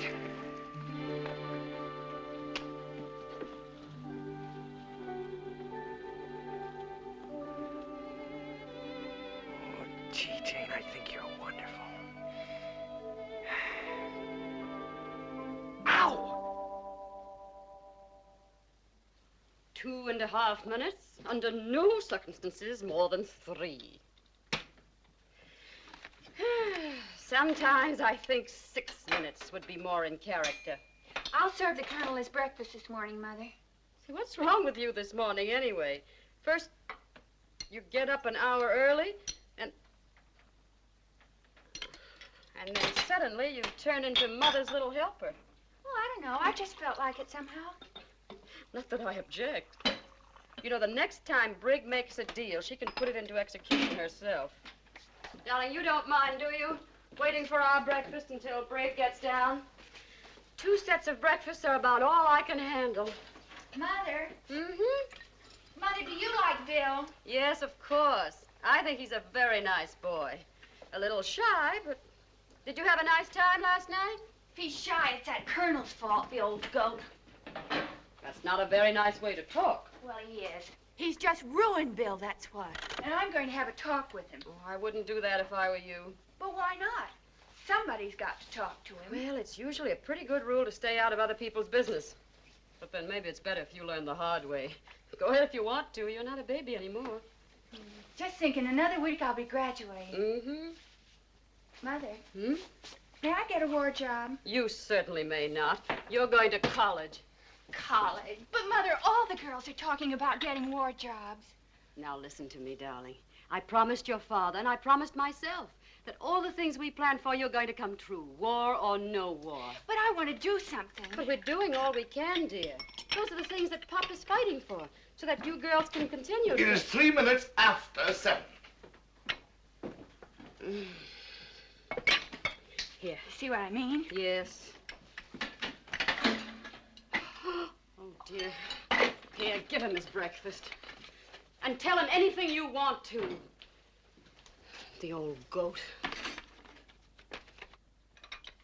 Good morning, Colonel Smollett.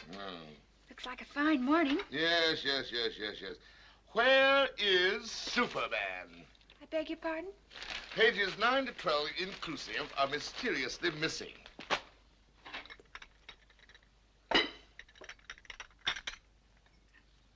Where's the other one? Brig? Oh, it's a little early for her. The other egg. Oh, that's the only one we have. There's getting to be sort of a shortage. I guess the hens are busy with war work.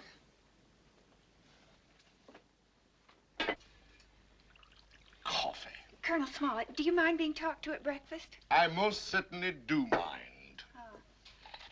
It's about Bill. About whom? Bill, you remember your grandson. Yes, indeed, I do remember. What about him? He's a nice boy.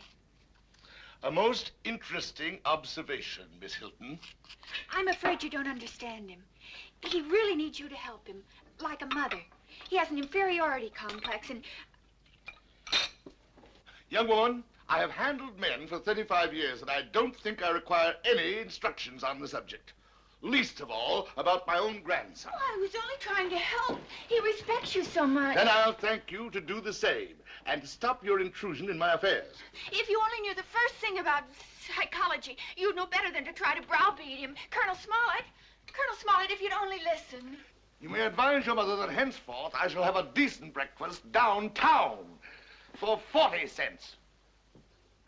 I think you're a rude, mean, horrible old goat.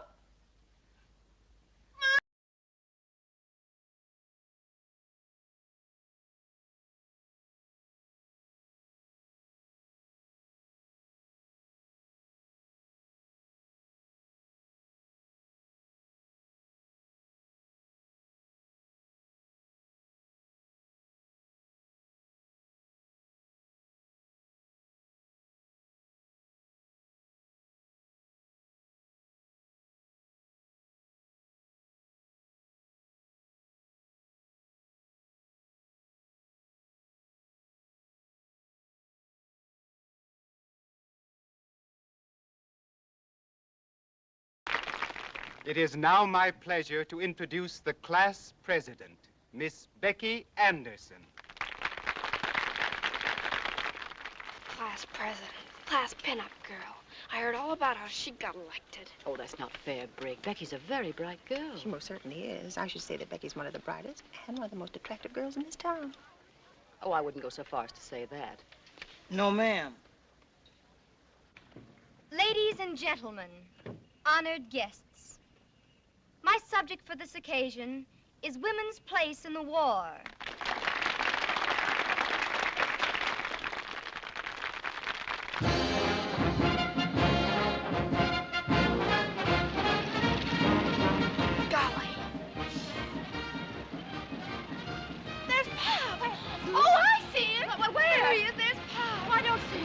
in a Jeep. Oh, you imagined it. No, honestly. Yes, Mother, really, it was Pop. Oh, why did I have to fall asleep after staying awake all through that double feature? I know what we can do, Mother. Let's wait and see it again. Quiet. Be quiet yourself. I beg you. Mr. Mahoney. Oh, good evening, Miss Hill. Sit down. I'm sorry. How are you, Mr. Mahoney? Oh, I'm fine, thank you. Hello, girls. Good evening, Mr. Mahoney.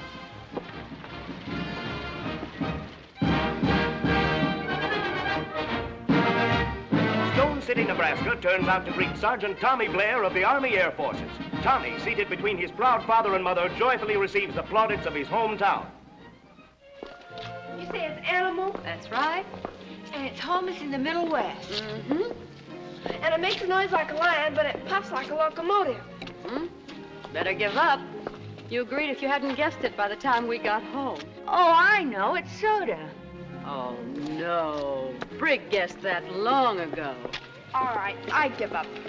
It's Colonel Smollett, silly. Oh, Mother. What's that? Mother, what do we do?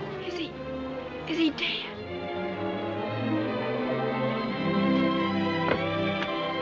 Oh, it's Bill.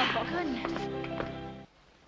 Bill Smollett, what were you doing there? Well, the poor boy was just guarding the house, weren't you, Bill? I guess I just dozed off. You scared us all half to death. Oh, gee, I'm sorry. Won't you come in for a moment? But mind you, just for a moment. Jane has to get to bed. Mother, may Bill and I take a walk for just 5 minutes or so? All right, Jane, make it 10 minutes. But remember, that doesn't mean an hour. Thank you, Mother. Good night, Miss Hilton, and thanks. Good night, Bill.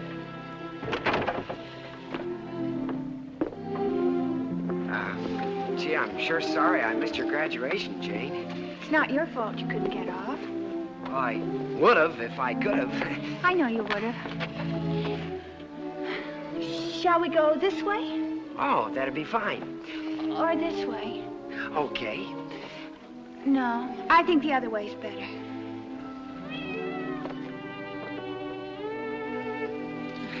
How are things out at the field? Oh, they're fine, thank you.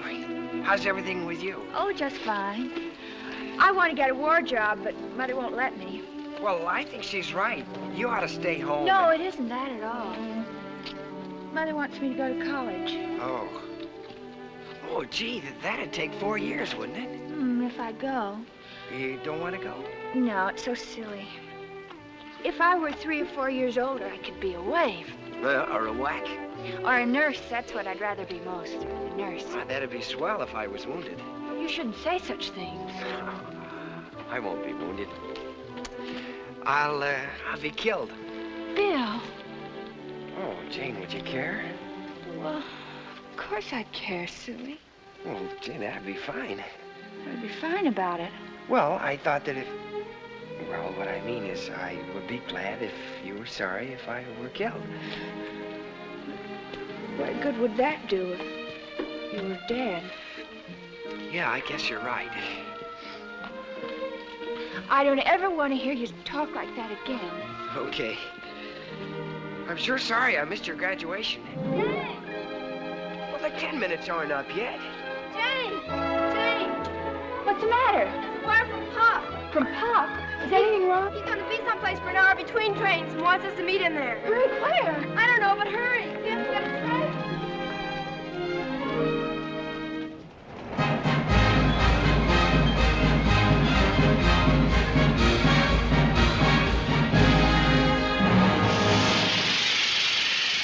Show your tickets, please. Did I get your ticket? Oh, yes. My daughters are back there. If we keep stopping like this, I'll miss the biggest deal of my life. Well, I'm in no hurry. I've got plenty of time from now on. Tickets, please. Oh, yes, I got yours before. My husband's never even seen the baby. Hmm? Did I get your ticket? My mother has it. Oh, yes. I think babies are just about the cutest things there are. What's his name? Dwight Eisenhower O'Brien.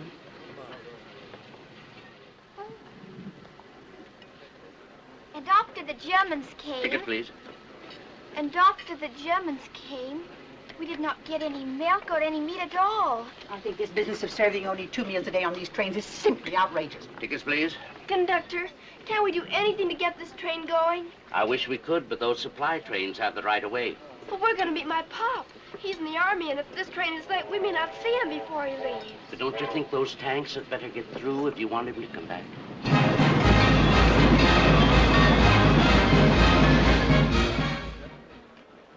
Captain Hilton! Captain Timothy Hilton! Captain Hilton! Well, he said the lobby. Sorry, ma'am. He didn't answer the page.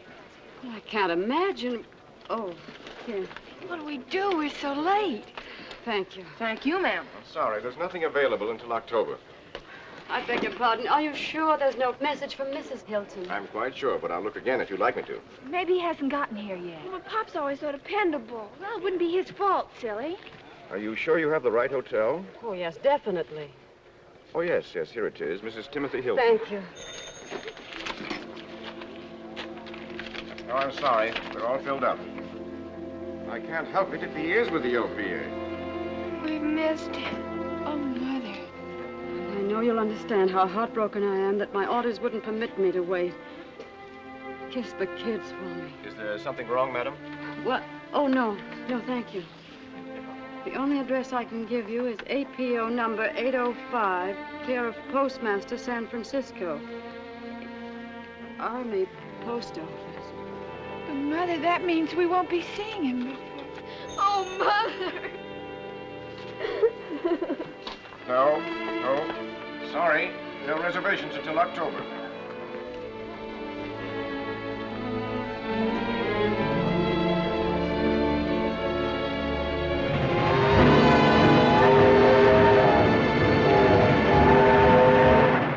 When I come back, we'll live a life of ease. Seems kind of tough now to say goodbye this way. But Papa's gotta be rough now so that he can be sweet to you another day. Bye, bye, bye, baby. Don't cry, baby. Shoo, shoo, shoo, baby. Your Papa's off to the 7 seas. I'm afraid she's awfully heavy for you. Oh, no. She's so like my granddaughter. I love holding her. Is she about the same age? No, Mary is almost 30 now. She's a nurse. Here, let me show you her picture. Oh, she's pretty. Where is she now? I really don't know. You see, she was at Corregidor. Oh, I'm so sorry. Mother, won't you let me do something now? Can't I? Oh, Jane, please, darling, not again. I'm so hot and so tired. But just for the summer, Mother, I could be a nurse's aide, maybe.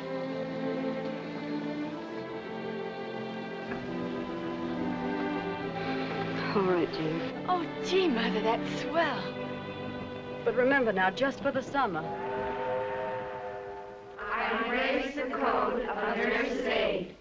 I will do everything in my power to bring comfort to the ailing and the wounded, of whatever color, race, or creed. I will accept no compensation and seek no reward.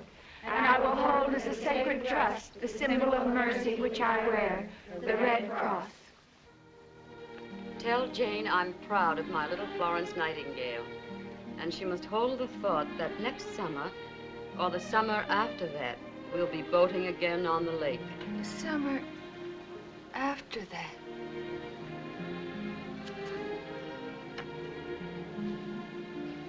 And tell Brig that her candy is all the sweeter because she made it.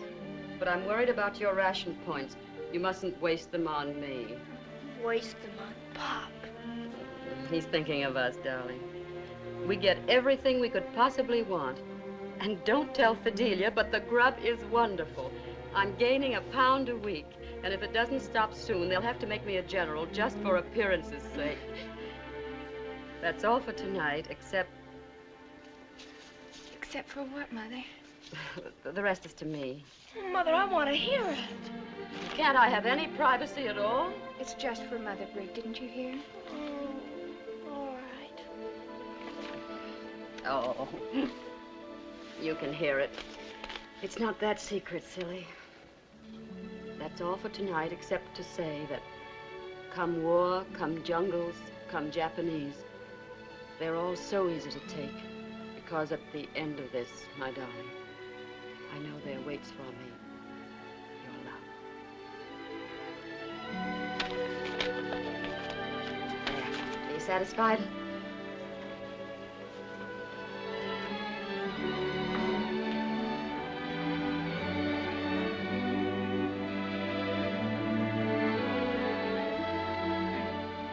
I'll go to my room, Mother. Oh, I thought we were all going to try out those new hairdos from Vogue tonight. Would you mind if we didn't? There's a pamphlet I want to study on third-degree burns. All right, darling.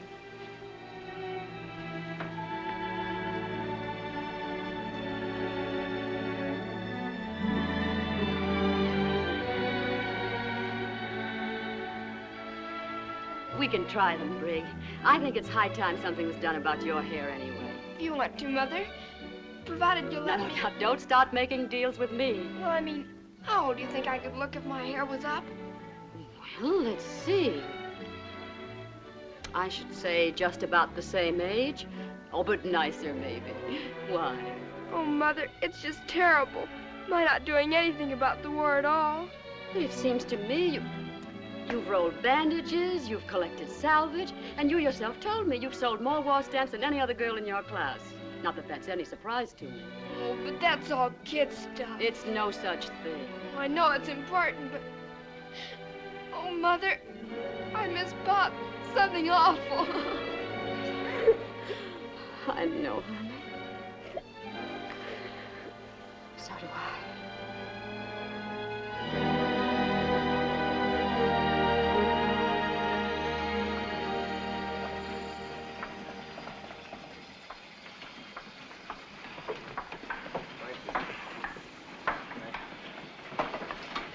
Thanks, Toots. Ice cream?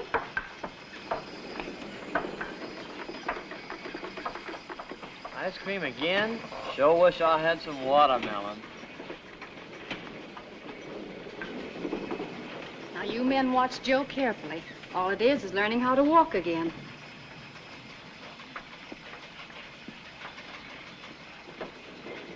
Thanks, Sid. Hey, got any tutti frutti? Sorry. We only have vanilla. Oh, gee, we never have no tutti frutti.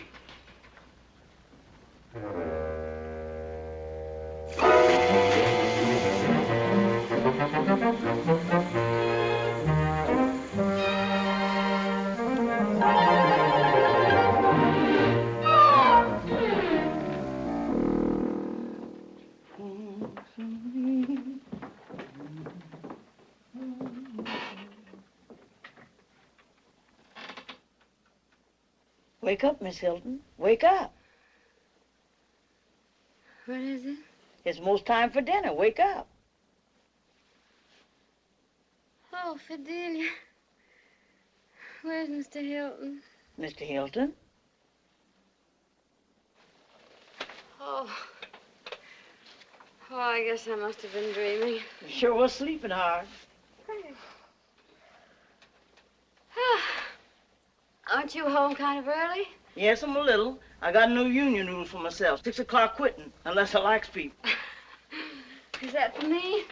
Oh, yes, I almost forgot. That's why I woke. What's the matter, Miss Hilton?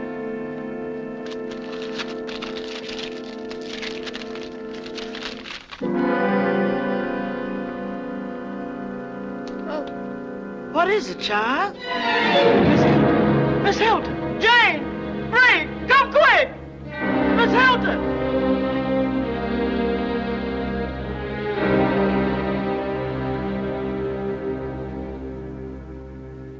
I pray the Lord my soul today. And God bless Pop and Mother and Jane and Fidelia and Uncle Tony and Soda. And please, God, make Pop safe.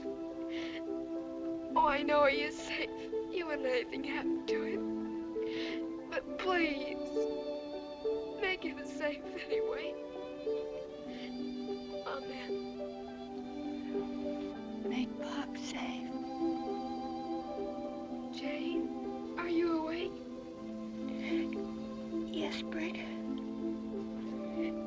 you mind if I get into bed with you? No, I don't mind.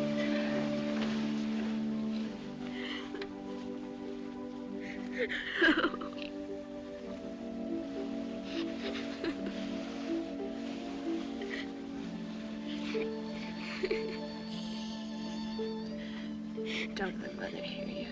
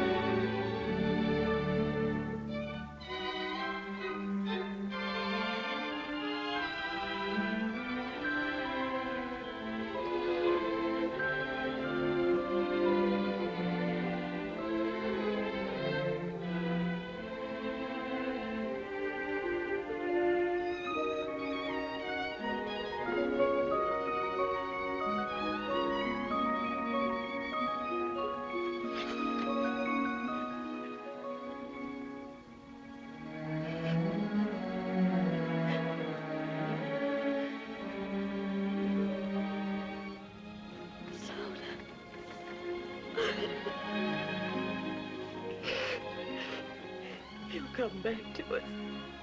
He'll come back.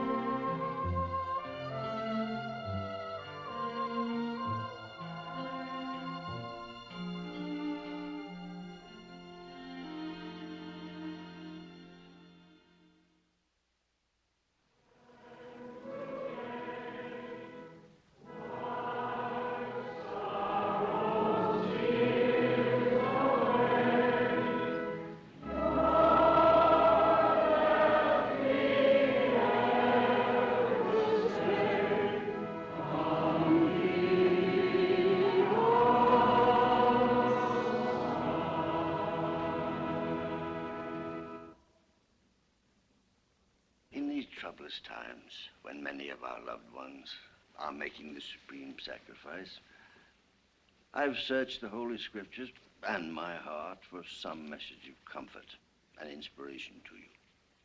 On other occasions, I've quoted from St. John and the prophet Zechariah. I've reminded you of the 23rd Psalm, thy rod and thy staff, they comfort me. Today, I offer you the words of a Maryland lawyer, of another day when Americans were fighting to preserve their sacred heritage of liberty. Oh, thus be it ever, when free men shall stand between their loved homes and the war's desolation. Blessed with victory and peace, may the heaven-rescued land praise the power that hath made and preserved us a nation. Then conquer we must, when our cause it is just, and this be our motto: in God is our trust. Now, those words have become the last stanza of our national anthem.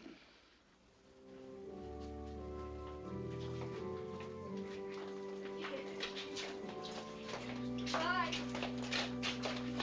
Hey, you know what? What?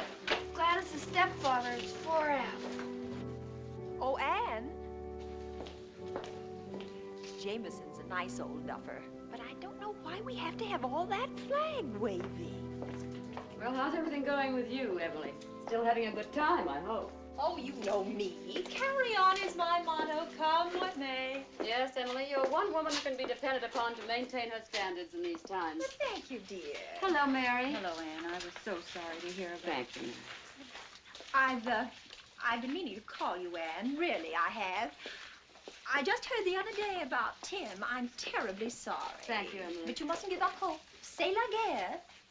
By the way, that's a very cute frock you're wearing. I remember admiring it last year. No, the year before last. Really? Oh, but then, of course, you never were much interested in clothes. Well, I must run along now. Goodbye, girls. Goodbye, Mrs. Hawkins. I don't like the way Jane's looking. Oh, and dear, if you run into difficulties about your food, I have a cold storage pantry all to myself, just filled with goodies. Thank you, Emily. We do beautifully on our points. Well, if everybody had my foresight, there just wouldn't be any shortages the way I look at it. Well, goodbye, dear. Give me a ring sometime. And, oh, I am so sorry about Tim, but he may turn up yet, you know. Yes, you never can tell. Goodbye, Emily. What are we going to do this afternoon? Can I say anything? Mother, could we go to the movies? How do you feel about it, Jane? That child, can't she do anything but hiss? I'll go see what she wants. There's a wonderful concert today in the park. The last of the season. How does the idea of listening to music bore the two of you? Well, the fact of the matter is... Well, yeah, I think a concert sounds like a good idea. Don't you think so, Jane? Well, I don't know, Bill. If you feel like some music. Or would you, by some remote chance, like to be alone with each other this afternoon? Oh, no, Mother, Mrs. Hilton, honestly, really? but we thought it might be nice if we went out to the country for the day. Mother, would you mind if I went over to Gladys's for lunch and stayed the afternoon? Darling, no, you run along if you want to. Thanks, Mother. And see if you can teach her some semaphores. Bye, Bill. Bye, Ray. You see, Mother, Bill's leaving tonight. He's been transferred to, what do you call it, Bill? A staging area. Bill, So- I didn't know. Do you know where? Well, yes, but... Oh, of course you can't say, no. Or whether you're going to come back here. No, it'll be the last stop, I suppose. Isn't that awful, Mother? I'm sure it's what you want, isn't it, Bill? Oh, yes, ma'am. If it weren't for... May I see Bill off, Mother? You see, I don't have to go back to camp. I'm catching the Pathfinder at midnight. May I, please, even if it is late? Of course. Provided I can, too. Oh, would you, Mrs. Hilton? That's wonderful. Oh, Mother, you're so sweet. You almost knocked me over. Will you have supper with us? Oh, no, thank you, Bill. I have a million things to do. I'll see you at the train. So long, kids. Gee, she's nice.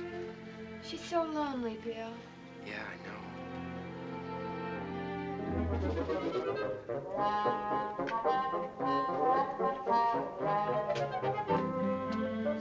Having difficulties, Colonel? Hello, Mrs. Hilton. Do you by any chance know where I might get some shoe polish that isn't made of old sausage? Wish I could get some sausage that isn't made of old shoe polish. Speaking of sausage, could I fix you a little cold lunch? Well, that would be very nice. Very nice indeed. I had intended going downtown as usual, but I was a bit tired. You mean you haven't had any breakfast? I know. The fact of the matter is, I don't like breakfast on Sundays. But why not? Oh, I see. You mean that since you called off your deal with us for breakfast, you just sit right down over there, and I'll have it ready for you in a jiffy. This is kind of you. I'd better clean up a bit. Why don't you do it right here? Thank you. I'm very sorry I had that little run-in with your daughter. Jane? Oh, it was her fault, I'm afraid. That may be. But there's no excuse for my own boorishness. Let's forget it, shall we? Salad and milk? Fine, fine. Anything. Mrs. Hilton. Yes? I would like to say that I admire very much the manner in which you've taken the recent news about your husband. Well, I'm afraid that underneath I'm perhaps not quite so courageous. Then it's all the more admirable. Fortitude is easy when there's no feeling. Aren't you having something? No, thank you. I'm not hungry. Colonel, may I say something? Anything. I think it's a pity about you and Bill. He's a wonderful boy, I can tell you that. And he's so hungry for affection. He's like a lonely puppy. Time he got over his puppyhood, I should say. Bill's going to be a splendid man. Perhaps, perhaps. Blood may tell in the end. He's leaving tonight. Going into combat duty, I imagine. Is that so? Jane and he are spending the day together. Then he's taking the Pathfinder at midnight. I have an engagement tonight. Oh, that's too bad.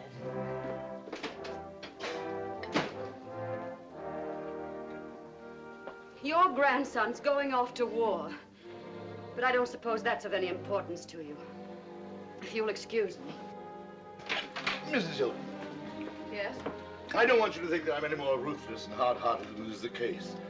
I do have an engagement, an important one, with a British Army mission that's only here for the day. Here's the wire from them. There's nothing I can do. Oh, I'm terribly sorry. I'm sorry for Bill and for you. Perhaps I can finish in time. In which case... You'll be at the station? I'll try. I'll try my best. But if I can't, would you wish the boy luck for me? Of course I will. Oh, it'll mean a great deal to him, I know. And thank you very much for the lunch. Will you give us another chance at breakfast? On the house? Well, of course I will. Delighted, I'm sure. Good afternoon, Colonel. Wonderful woman. Wonderful woman.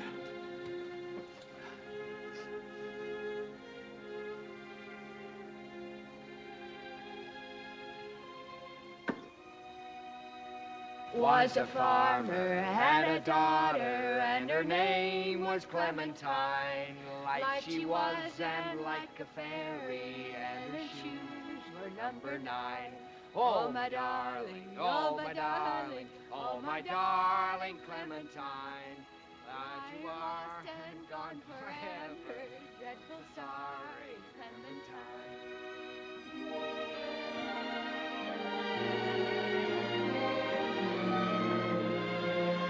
I was just thinking how much fun it would be to stay out here always. Just like this. Just the two of us. Oh, Bill, if we only could.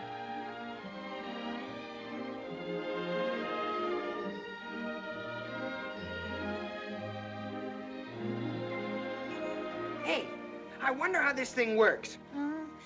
Something up there on the tractor, I guess. I think I'll try it.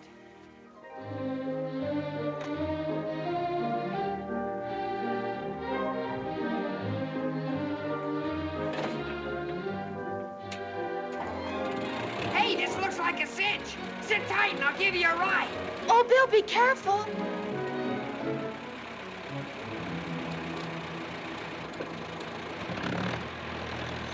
Oh, Bill! Bill, stop! Farmer in the dell, the farmer in the dell. Oh! Bill! Bill!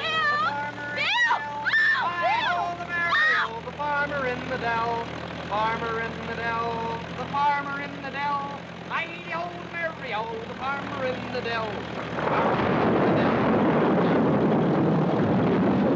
Jane, Jane! We better get out of here! There...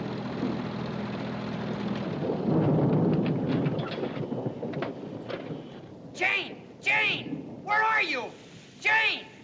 I'm right here, you darn fool. Oh, Jane, I'm sorry. What happened?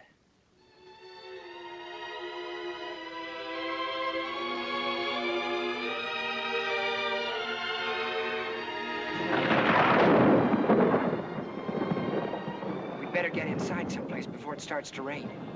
Come on, Jane.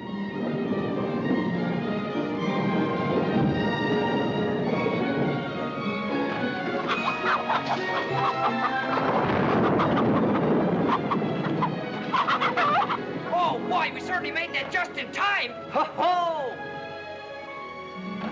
How'll we get home if this keeps up? Must be almost 7 o'clock. Well, what do you know? You guessed it. It's just exactly 18 minutes to 7. Only 5 hours more. Oh, I almost forgot for a little while. I didn't forget. Not for a minute. I thought about it all day long. Well, gee, I never thought anybody'd care about me. Anybody like you. Bill.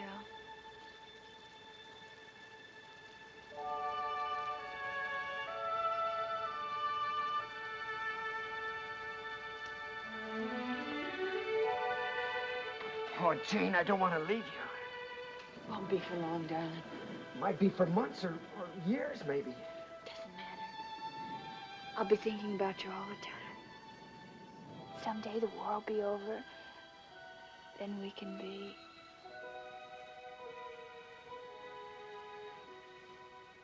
Then we could be married, Jane.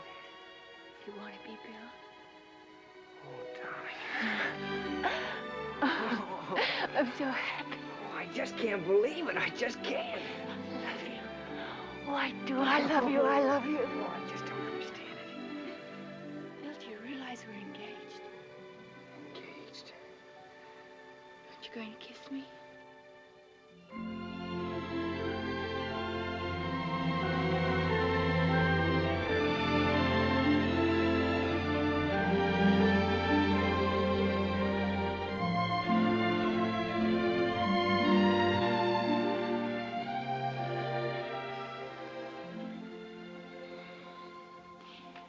There's just one thing I want more than anything else in the world. And what's that? I want you and Pop to meet and know one another. I hope you'll like me. How could he help liking you? Billy's so sweet, so good, so handsome. Handsome? Oh, I love your face. It's the cutest face I've ever seen. Cute? That's a fine thing to say to me. And you're such a baby.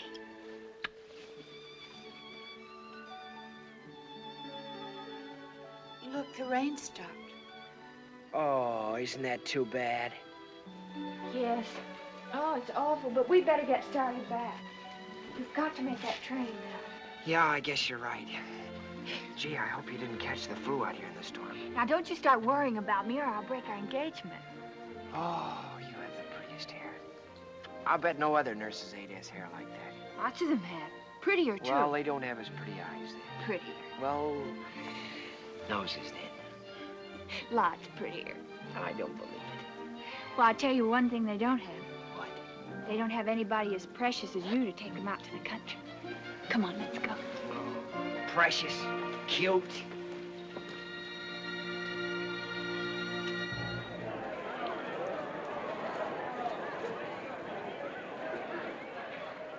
New York Central Train number 2, the Pathfinder, leaving at 12:01 for Buffalo, Rochester, Syracuse, Utica, Albany, and New York on track number 4. Just let me look at you, darling. This picture I'll carry with me always. Now go. And don't even look back.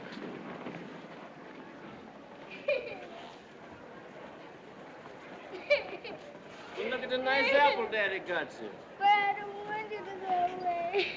So it is late. Let me come up for 10 minutes. I'm sorry, Mom. I've only got 5 minutes. My furlough was canceled. I swear I can't tell any difference between it and butter. Hello. My mommy's a sergeant. No fooling. Sollst nicht vergessen zu schreiben, mehr offen. Und sollst nicht vergessen, saufen die Dinge so. I won't forget, Bobby. What's a good excuse for being AWOL? Agnes, look, on that dame. Nylon. Now go, honey. And don't even look back.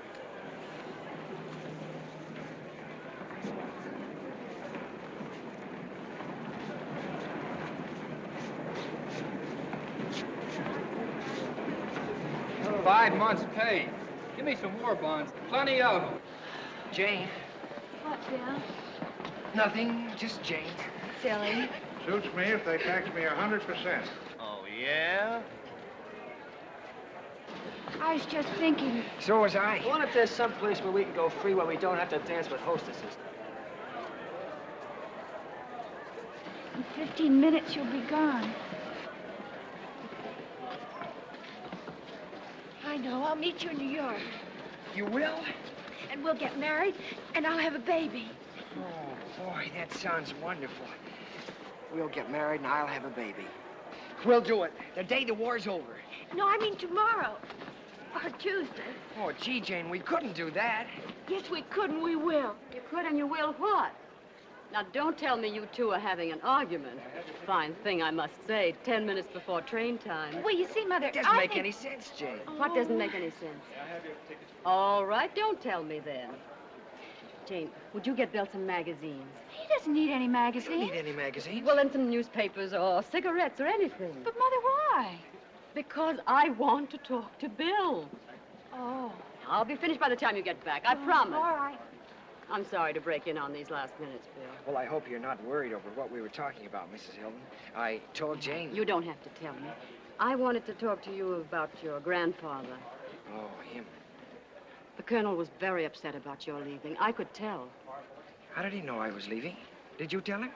Oh, yes. I hope you don't mind. Oh, it doesn't make any difference. Not to him, it doesn't. Your grandfather loves you very deeply. Well, then why wasn't he down here to see me off? I think he'll still make it. He said he was going to try, and I believe him. Well... He said if he didn't, to wish you luck. He did? Isn't there something you want me to say to him? Well, maybe you could tell him that, well, tell him that I'm a Smollett, all right, and before this thing is over, I'll make him proud of me yet. Gee, that's a grandstand speech for you. No, it isn't. It's the very nicest gift you could give him. Bill, when you come back, we'll be waiting for you, all of us, the whole family. Oh, thanks, Mrs. Hilton. Gee, I hope Jane doesn't bring me back any mystery magazines. I can't follow them. Oh, here she is. Have you finished now, Mother? I tried to get you some mystery magazines, but they're all sold out. Oh, thanks. You see how lucky you are? What do you mean? Never mind. Goodbye, Bill. Where are you going, Mother? I'll wait for you at the soda fountain. You two finish your argument, whatever it was. Oh, we weren't arguing, Mrs. Hilton. Oh, no, you were giving a pretty good imitation of it. So long. Goodbye, Mrs. Hilton. Oh, Mrs. Hilton! I know everything's going to be all right about Mr. Hilton. Gate number 2 now open for the Pathfinder, leaving at 12:01 a.m.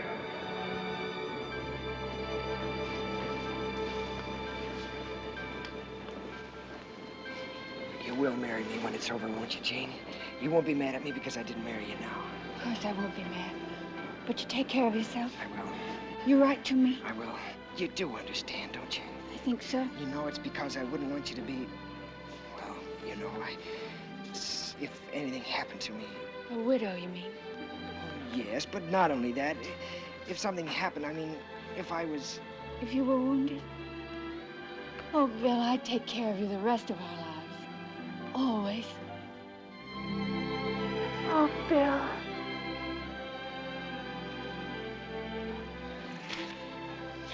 Gee, we're being silly. Maybe I'll be sent to Bermuda or someplace. I don't think so. Why, Jane? Because you're going to really show them. And you know where we'll go when we're married? Where? Right up to West Point, that's where. And you'll show them your medals. What? Better get on.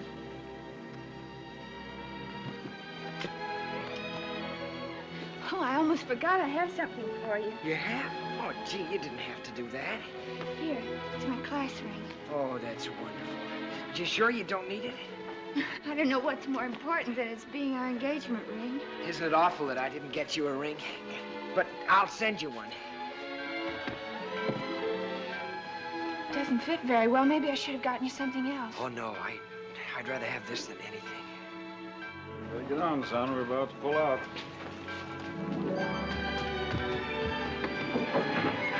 Hurry up, Sonny. Go ahead, Bill.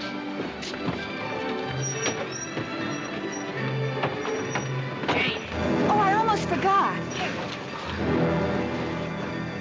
Have your picture taken as soon as you get there and send me one. I will. And don't you go getting fat or anything. Don't worry, I won't. Oh, Jane, here, hurry. Oh, but it's your watch. You shouldn't. You'll need it. Goodbye, darling. Oh, Bill, I'll keep it. I'll keep it with me all the time. So long, darling. Goodbye. Take care of yourself. Bill! Bill! Goodbye, Bill. Goodbye, darling. Goodbye, darling. I love you. I love you, darling. Goodbye, darling.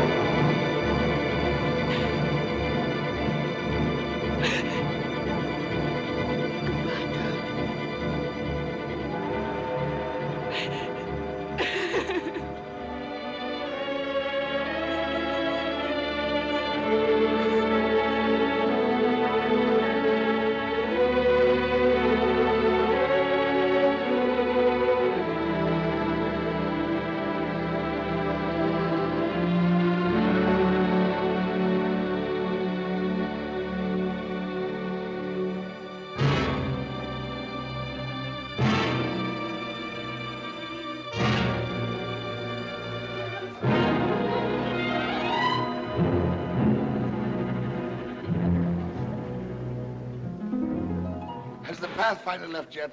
Yes, sir. Right on time.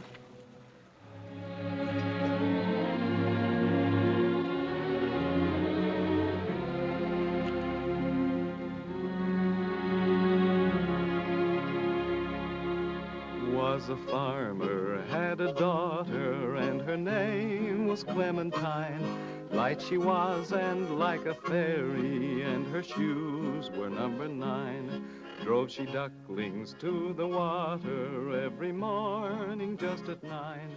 Hit her foot against a splinter, fell into the foaming brine.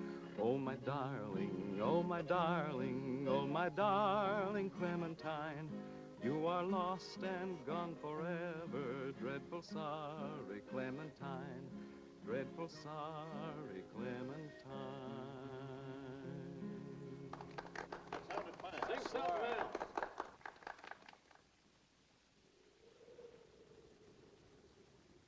Hello, Brig. Hi, Jane. Wait for me. I'll be there in a minute. Now, Gladys, don't forget you're to go to the Jacksons and pick up those big empty paint cans they have there. I'll see you tomorrow.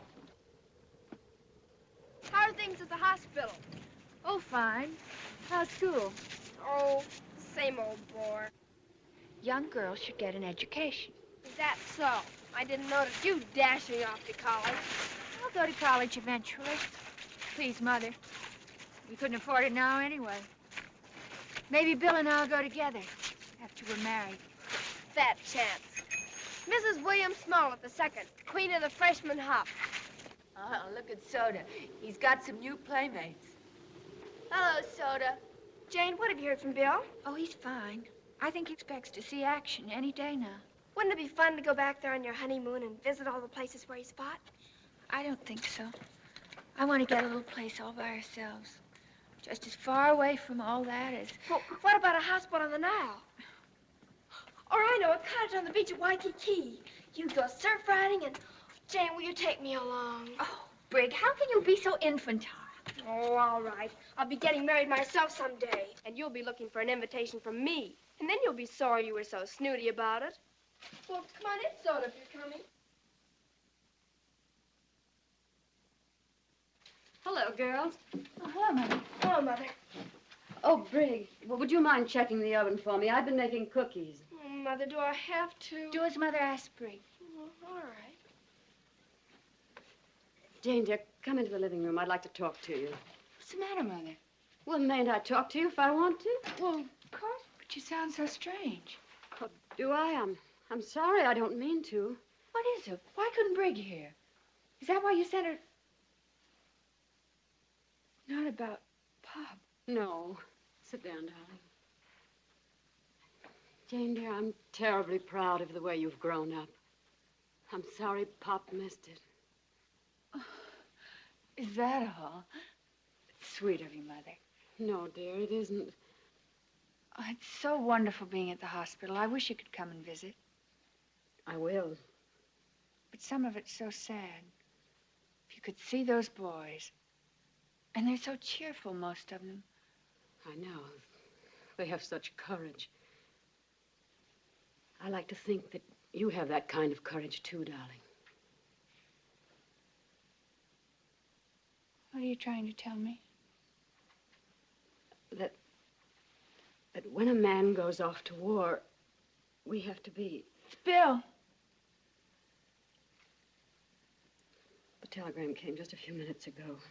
It was addressed to you, but I opened it. Did it say he was missing, or what? I don't care if he's wounded. I don't care what's happened to him, if only... No, dear, it said he died in action at Salerno. Oh, it couldn't be. It couldn't be.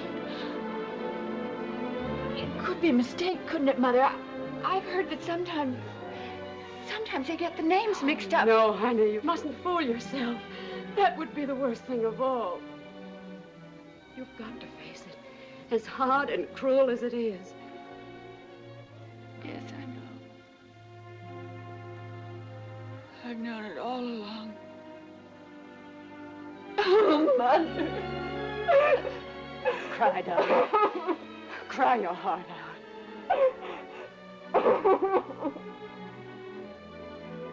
I won't try to tell you that you'll get over it soon. Because it'll take time. Maybe a long time.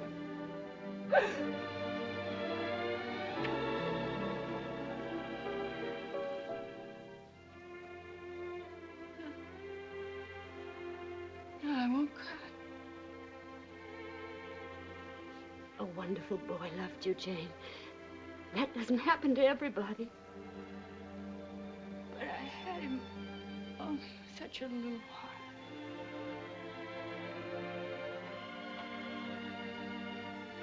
I'll go help with supper.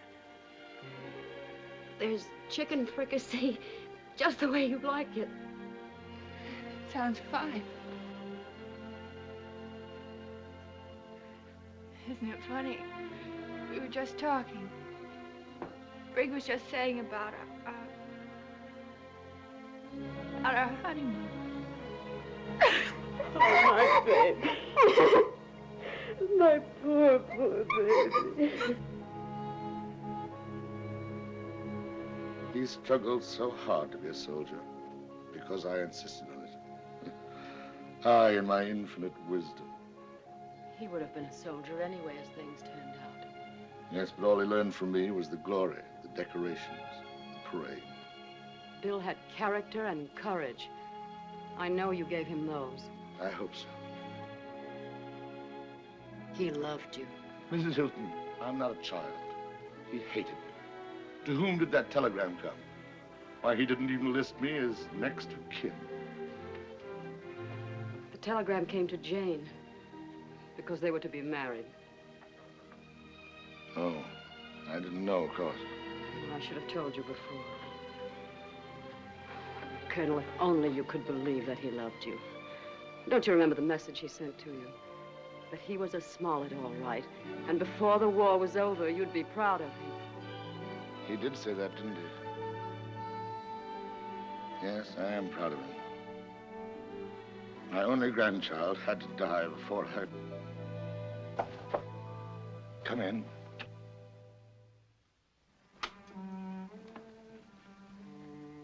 Good evening, Colonel Smollett. Good evening, Jane. Come in, please. I thought perhaps I could bring you a little supper. I thank you. That's most thoughtful of you. I'm awfully sorry about... Would you like to have this?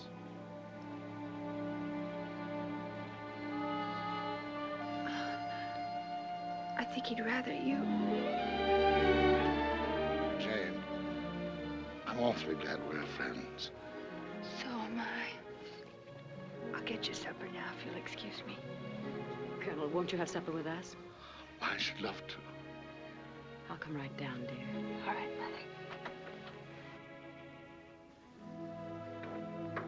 Mother. And I might have had that wonderful child as a granddaughter. Bill was fortunate to have known her. Bill deserved her. He was such a good boy. Yes, I dare say. The good die first, and they whose hearts are dry as summer dust burn to the socket.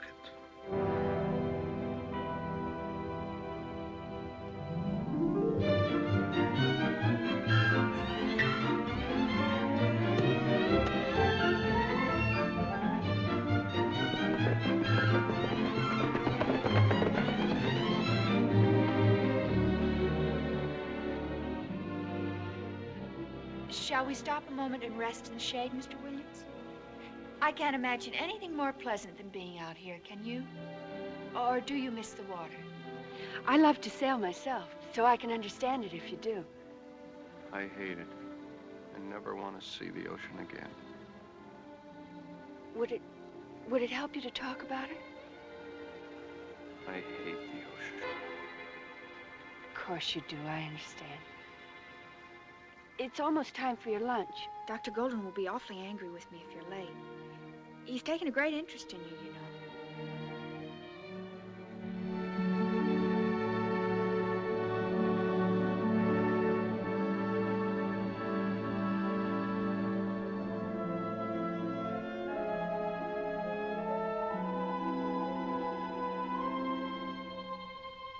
Me and the Merchant Marine? That was a joke in the first place. I've always hated the water, ever since I was a kid. But most boys love the water. They love to swim. I couldn't swim. And one day, my brother Jimmy pushed me off the pier. And then he had to pull me out. He was always laughing at me and telling me not to be yellow. He told me not to be yellow when our ship was hit. That was the last time I ever saw him.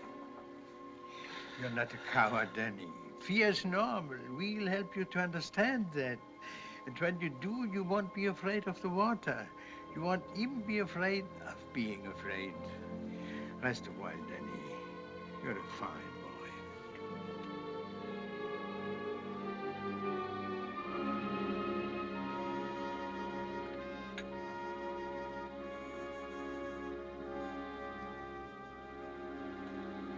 I'm sorry to have interrupted you, Dr. Golden, but I was instructed to get the patient to bed. It's all right. He's had quite enough for one day. Doctor, will Mr. Williams be all right? In time. These fine young men, they must have another chance at life. And we must work to give it to them. His burns seem almost healed. Yes, his burns, but the more serious injury, that I'm afraid will take more time. The injury to his mind? Is that what you mean? No, not to his mind. To his confidence in himself and in others. Yes, we must rebuild Danny Williams' life all the way back and all the way forward. Hasn't there ever been anyone close to you, Miss Hilton, for whom you would like to have done that? Yes. There was someone. Ah, there was. We must not live in the past, my child. There's a whole wide broken world to mend. Now come, I must have another patient. How would you like to do a tired old man a favor? Oh, anything, Doctor. Then smile for me. Let me see that young people still can smile as they used to long ago. Huh? Just as I remember. night, my child.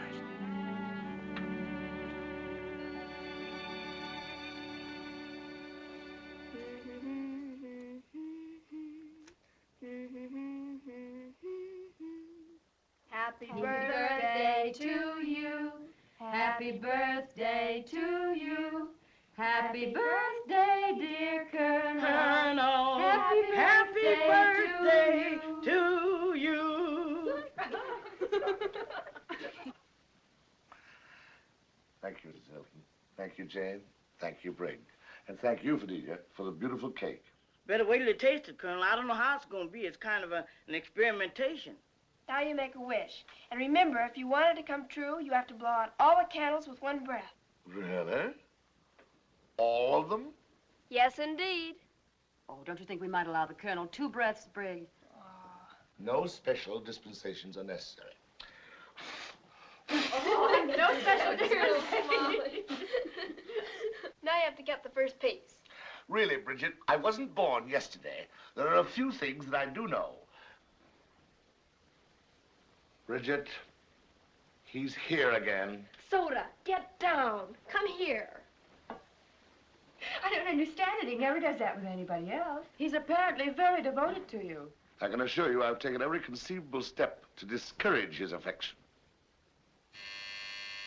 Oh, I wonder who that could be. Is you anticipating callers, Miss Hilton? I'll answer it, Fidelia. Don't you bother, you're busy. If it's Gladys, I'm not home. Tony. Yes, the bad penny again. How are you, J.D.? Oh, I'm fine, Tony. Brigg wrote me about everything. Please, don't talk about it. I understand. Who is it, Dave? You'll never guess. It's the Colonel's birthday. We're giving him a party. Oh, I'm sorry. Maybe I'd better go. You do no such thing. You're just what we need. Not Lieutenant Willett. Lieutenant Commander to you. Not really. Tony! Congratulations. You didn't say you were coming back. I was going to write you, Brigg, but I wasn't sure you still cared. You're just in time for some birthday cake. Good evening, Mr. Willett. How are you, sir? So you've been promoted. Well, I suppose there must have been some reason for it. I'm sure I don't know what it could have been.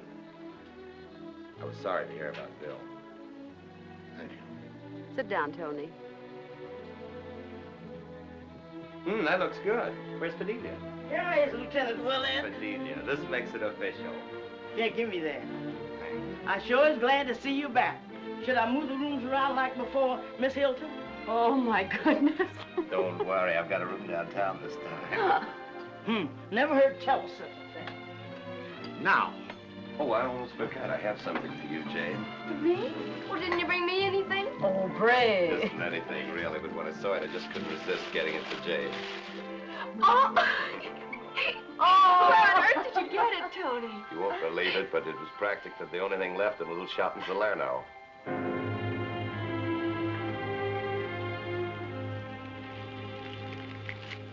I'm sorry, Jane. I didn't know where. It's all right, Tony. Well, isn't anybody interested in this cake? Oh, by the way, Fidelia, just what was the experimentation you referred to in connection with this cake? I tried something new. I bought it. Now, you can clearly see there's nothing in the handkerchief, correct? Nothing at all that meets the human eye. I'll show you both sides, so you'll be sure I'm not holding back anything. Correct, Brigg? Well, I suppose there's something there, all right, but I'll play along. How about you, sir? It's clear there's nothing in that handkerchief. You don't need to labor the point further. Tiresome, isn't it? Watch. Presto, changeo. I'll get it. I think I'd like to learn that trick, Mr. Willett. Might amuse some of the dodos down at the Army and Navy Club. I'd be honored, sir. Good evening, Brigg. Oh, hello, Is your mother at home? Yes, Mother's home. That sounds like your favorite woman. Mrs. Hawkins, that voice has haunted me all the way across the Atlantic. Hello, Emily. I haven't seen you in Hello, ages. Anne, dear. Good evening, Lieutenant Willett. I didn't know you were back in town. Oh, yes. I've learned a new trick. The Navy thought I ought to bring it home. You know, for purposes of morale. I thought you already knew all the tricks, Lieutenant. Touche, as we used to say in Minneapolis. And this, I presume, is General Smollett. I've heard so much about you. I'm sorry, Emily. I thought you'd met before. No, but I must say I envy you, Anne, having such a distinguished man as your guest. It's I who should be envied, and it is Colonel Smollett, madam. Colonel Smollett, Lieutenant Commander Willett. Oh, I always get those things mixed up. I always say it doesn't matter what a man's rank is. It's his character that counts, don't you think? Hello, Jane. What's this I hear about you working at the hospital? I'm a nurse's aide. A nurse's aide? Oh, what a revolting idea for an unmarried girl of your age. But, of course, our whole code of living seems to be completely ignored these days, and possibly it's none of my business. You're quite right, Mrs. Hawkins. It is none of your business. I must say, Lieutenant or Commander or whatever you are, the Navy hasn't improved your manners any. Well, Please, Tony. Please, Emily. It's the Colonel's birthday, and we're trying to have a party. I'm sorry. I meant no offense to you, Jane. I simply feel that well-brought-up young girls shouldn't be permitted to have such intimate contact with all sorts of boys who've lost their arms and legs. They're young, too, lots of them. But they weren't too young for that, Mrs. Hawkins. And I don't think breeding entered into it either. Bravo, Jane. I don't care to debate it with you, Jane. But surely there are women who are more suited to such... That's just it. There aren't women more suited. And women who might help, like you, Mrs. Hawkins. Think you're doing your part if you attend a canteen dance for your own pleasure. You're tired, honey. Why don't you go upstairs? Yes, Mother.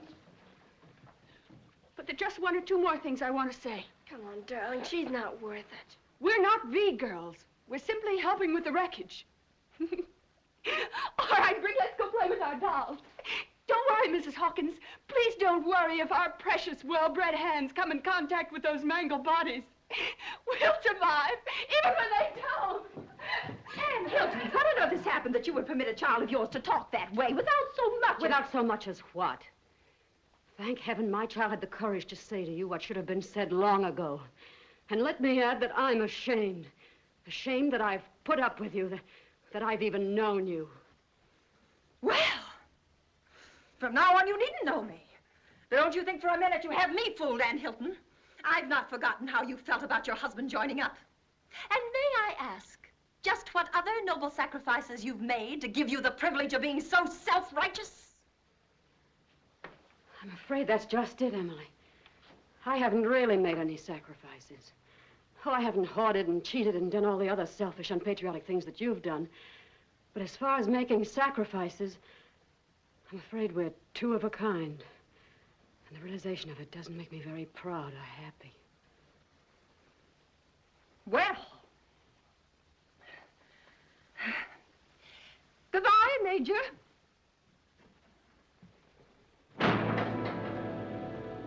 I think we've seen the last of Mrs. H for a while, but you never know. She dies hard. When I think of the good men they waste on kitchen police. I wish getting Emily out of the house was a solution to something, really. But... Well, at least it's a temporary solution to the problem of avoiding Emily Hawkins. How about a little nightcap for the three of us, Anne? I think I'll run up and see how Jane is, if you don't mind. You'll find some scotch on the sideboard. Oh, please don't go, Tony. I want to talk to you.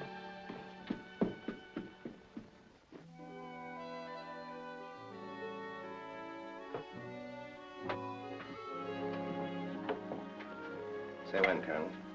When we're fine.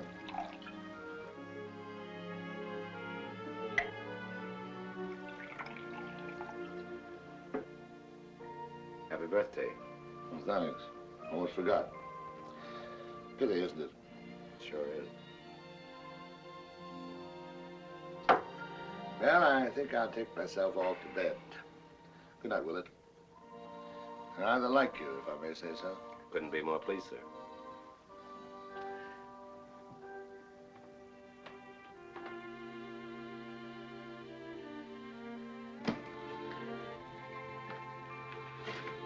You'll ruin your big toe. Yeah, wouldn't that be awful? I'd never be able to place kick again, poor old Rutgers.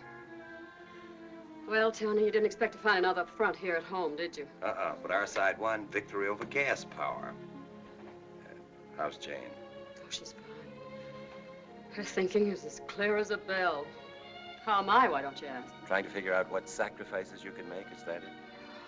Don't, Tony. I'm sorry, but after all you've been through, to have to listen to you berate yourself. You wouldn't sit down like a good girl. Let me talk for a minute, would you? All right. But I won't promise to listen. Look, Ann, what's your guess as to why I joined the Navy? Because you want to do your part, just the way Tim did. Don't kid yourself, I'm no Tim. I joined up because top hat suddenly seemed a little silly, and I wanted to have some fun and excitement. I laughed up my sleeve at all the fellows who were giving out with noble motives, the 4 freedoms, and all the rest of it, but I found out that it all added up to a simple, corny phrase that I couldn't laugh off. Home sweet home. I know. You do know? Listen, Ann, you're doing a swell job here at home, holding things together. Those daughters of yours, they're pretty wonderful. I know Tim's going to be mighty pleased with them. Though I imagine he'll be a bit surprised to see how Jane grew up boom without so much as a by your leave. Yes, she grew up while Mother knitted. Or worse still, while Mother didn't even knit. And that's the point, Tony. Can't you see it? Boy, I see what you mean now about not listening. I guess I was pretty dull at that. All right, laugh at me. But it's settled in my mind once and for all. I have a husband who went off to fight for this home and for me. That's what you said, didn't you? And I have children. Children who had courage and intelligence while their mother lived in a dream world. Well, believe me, I've come out of it. I buy your home sweet home idea, Tony, but I want to do something about it. Well, say something. Oh, don't tell me the glib Tony Willard's at a loss for words all of a sudden. Well, Annie, me girl, I'm afraid you're right.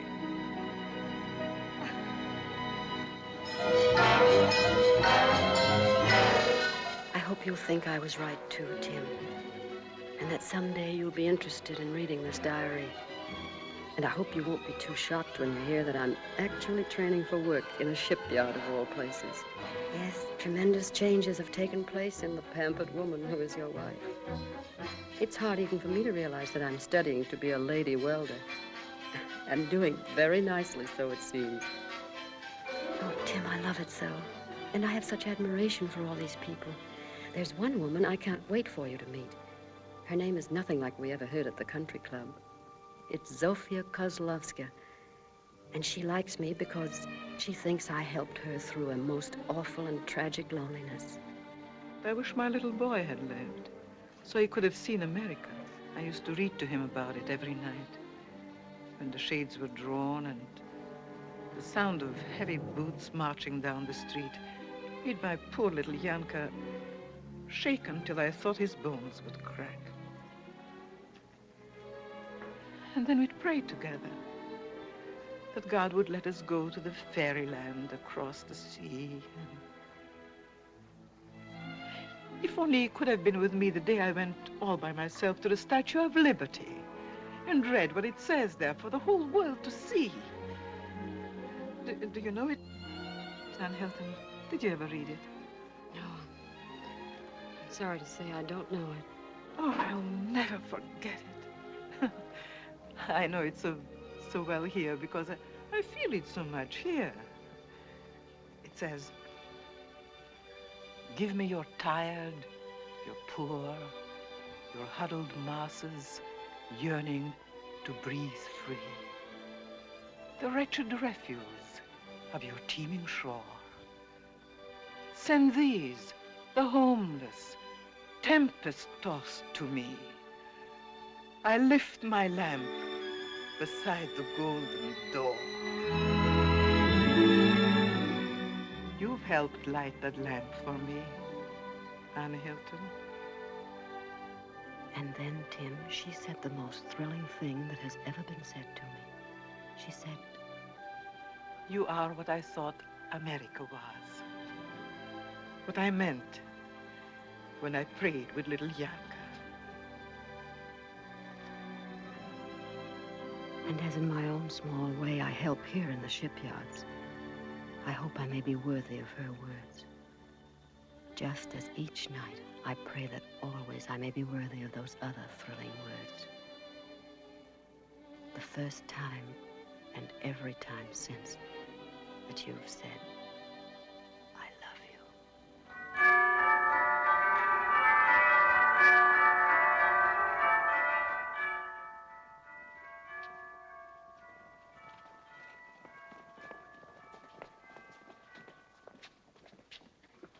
remember, don't start until the door opens. When it does, let them have it. What's the matter, Bub? You look a little reluctant. It ain't that I don't trust you, but I'd like to have my money first. You've got a very suspicious nature. All set? Lieutenant Solomon, clear for action. Aye, aye, sir. Silent night, holy night, all is calm, all is bright. Wound yon virgin, mother and child. Jane! Colonel, come on! Somebody's here. They're singing. Come on, Colonel, get a move on. Silent night, peace on earth, goodwill toward men. Colonel, I didn't want to wrap this in a box with fancy ribbon, but I knew you'd like to have it.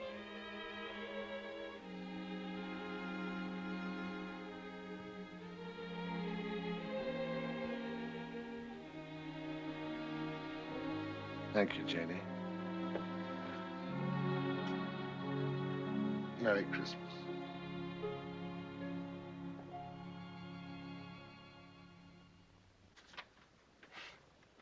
Who's next on your team?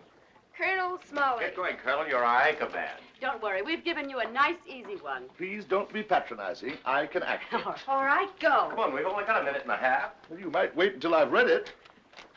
Have you read it? Time. Let's go, Colonel. Anchor's away. That is not it. Please, Colonel. 2 words. Oh, no, it isn't fair to talk. Well, what difference does it make if I say 2 or hold up 2 fingers? Come on, Colonel. Come on, Colonel, it's a half a minute already. Is it an animal of some kind? Come on, Danny Williams, give them a question. Is it a quotation? Army mule. Oh, they're being very stupid, Colonel. You're giving a wonderful performance. Do something else. Rolling Stone. Soda! Bridget? Bridget? No talking, Colonel. Soda. All right, Colonel. Now, don't get sore. Just try doing once more what you did before, and if we don't guess it, we'll give up. Anybody could guess that. You can't guess, Fidelia, no fair. Oh, we can afford to be generous. Let them have Fidelia on their team. Bottoms up. Thank goodness. Was that it? Certainly that was it. I'm certainly glad you weren't on their team the whole time, Fidelia. We gave them a terrible beating. How'd you guess it, Fidelia? Oh, it weren't nothing. I'm just naturally psychopathic. Come on, don't be nervous. Come on. Mother, Gladys wants to say something. Well, hallelujah. Bring her in. This is Gladys Brown, everybody. She's a friend of mine. Well, come in, Gladys. She wants to say something to you. Come on, Gladys. It isn't hard. Honest. Merry Christmas. Well, she made it anyway. I have big plans for her next year. Yes, you can be the class orator. Come on, everybody. Coffee and sandwiches. Congratulations, sir. I thought you acted very good. Oh, it was nothing really. Oh, Gee, that was fun. The Colonel's a good sport, isn't he? Yes, we all adore him. Fidelia, when did you start specializing in this bird food? You won't tell anybody? There's a chicken leg I saved for you. That's more like it. You just sneak out by yourself. You'll find it on the second shelf in the icebox. It's a wonderful party, Mrs. Hilton. Oh, it's Tony. He brings life to any party. Tony's doomed to go through life as everybody's darling. Even to his men? Well, they don't think of him as darling exactly. Hero worship's more like it. I bet he didn't tell you he's been recommended for the Navy Cross. No, really? Oh, he'll make jokes about it, but he's very proud of it. Well, where did... Oh, I want to talk to you, John Paul Jones. What have I done now? The Navy Cross, that's what you've done. Yes, he told me. Do they give you a ribbon? Well, what does it look like? What are the colors? As a matter of fact, it looks just like that. You want to stop it, Tony? This is an old one. It's last year's model. Listen, man, he'll joke about it, but he's really very proud of it. Well, he said the same thing about you. Well, if you people will excuse me, Oh, he I'll, did he? No, never mind about him. Come in here. I want to talk to you. I wish that guy Solomon would stop acting as my press agent. Shit, what do I do with this? Well, what do you suppose you do with it? Finish it, of course, you wastrel. I could use some milk with it. Oh, honestly, I never knew heroes were so helpless. Here, look out. You know, Tony, I'm really very angry with you. I have to find things out from a stranger. Didn't think you'd be interested. Oh, of course not. No, all I want to know is if you found any new sugars in Sicily. Well, now, I don't want to shock you, but it's no wonder those Italians can paint. There was a dame standing right in the middle of the street with a big tub of spaghetti. And she had the... Yeah, never mind what she had. I have a little imagination. Yeah. Well, even as I looked at her, I thought, she's good. But what are they all? What are all the women in the world compared with that? Oh, Tony, will you never stop? No, I'll never stop, Anne, as long as I can dream about you. If you ever thought the dream had a chance of coming true, you'd... I'd what, Anne? Finish it yourself. You make it pretty tough for me. I'd feel I'd been wrong about you all my life. I'd have to go looking for a new ideal. I'm afraid it's a little late for that. What's more, you'd run for your life. First, you'd wring my neck, as I'd expect and want you to. That's right, and what would be the fun in that? I'd never be able to break my heart over you anymore. Oh, Tony, never grow up. Never, never. Or I'd lose something very dear to me. Something very dear to all of us. All right. And I'm going to sound awful silly someday, making verbal passes at you when we're both in wheelchairs. You know, I'm looking forward to that. All right, now wipe the milk off your silly face and tell me in your usual accurate fashion how you became a hero. Well, I'll tell you. I suddenly thought it was kind of damp on deck, and I looked down and seemed to be standing in the swimming pool, but I had on all my clothes. Well, goodbye, Jane. Goodbye. Yes, I'm afraid it is. I've signed on again, and I'll be shipping any day. You must be glad. Yes, I am. Jane, you've been wonderful, too. May I write to you? I wish you would.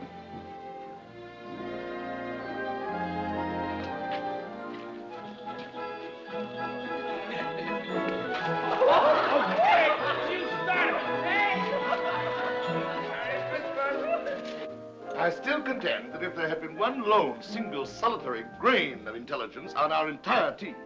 Oh, Colonel, stop right where you are. What's the matter? And stop blushing. It's an old custom. Well, as I recall the custom, Mrs. Hilton, the ceremony isn't complete until everyone has participated. Thank you, Anne. I haven't had an experience like this in 45 years. Well, Merry Christmas to you all. Merry Christmas, Colonel.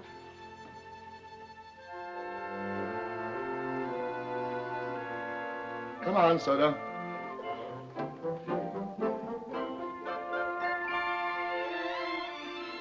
Coming up, Mother?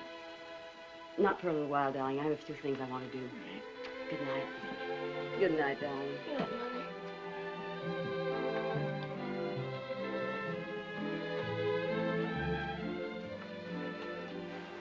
Merry Christmas, Mother. Merry Christmas. Merry Christmas, darling.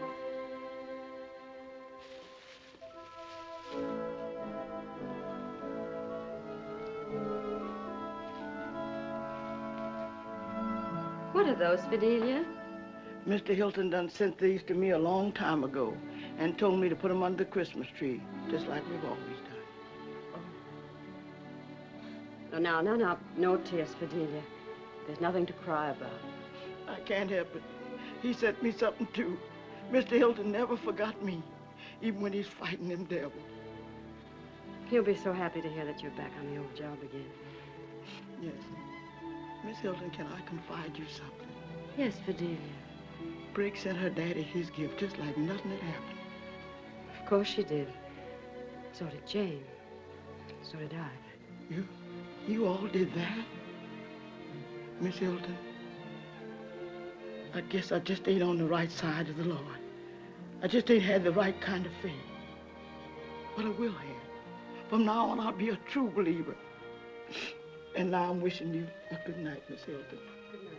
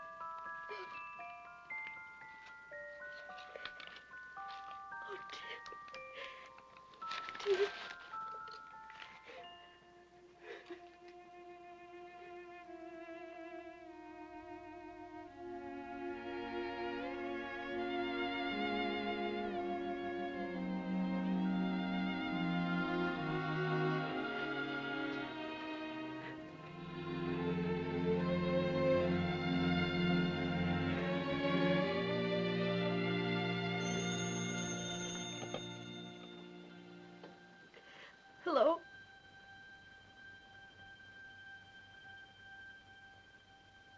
Cablegram.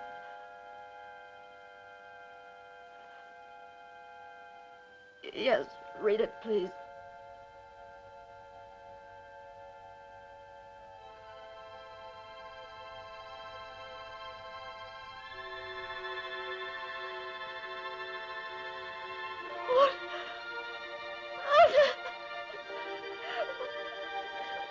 What was that? No, yes. Yes. Oh, yes, mail it to me, please. Yes, mail. Oh, free! Jane! Jane, free! It's the cable! Pop's safe! What is it? Pop's safe! I just got word he's coming home! He's coming home! You're coming home! Are you sure?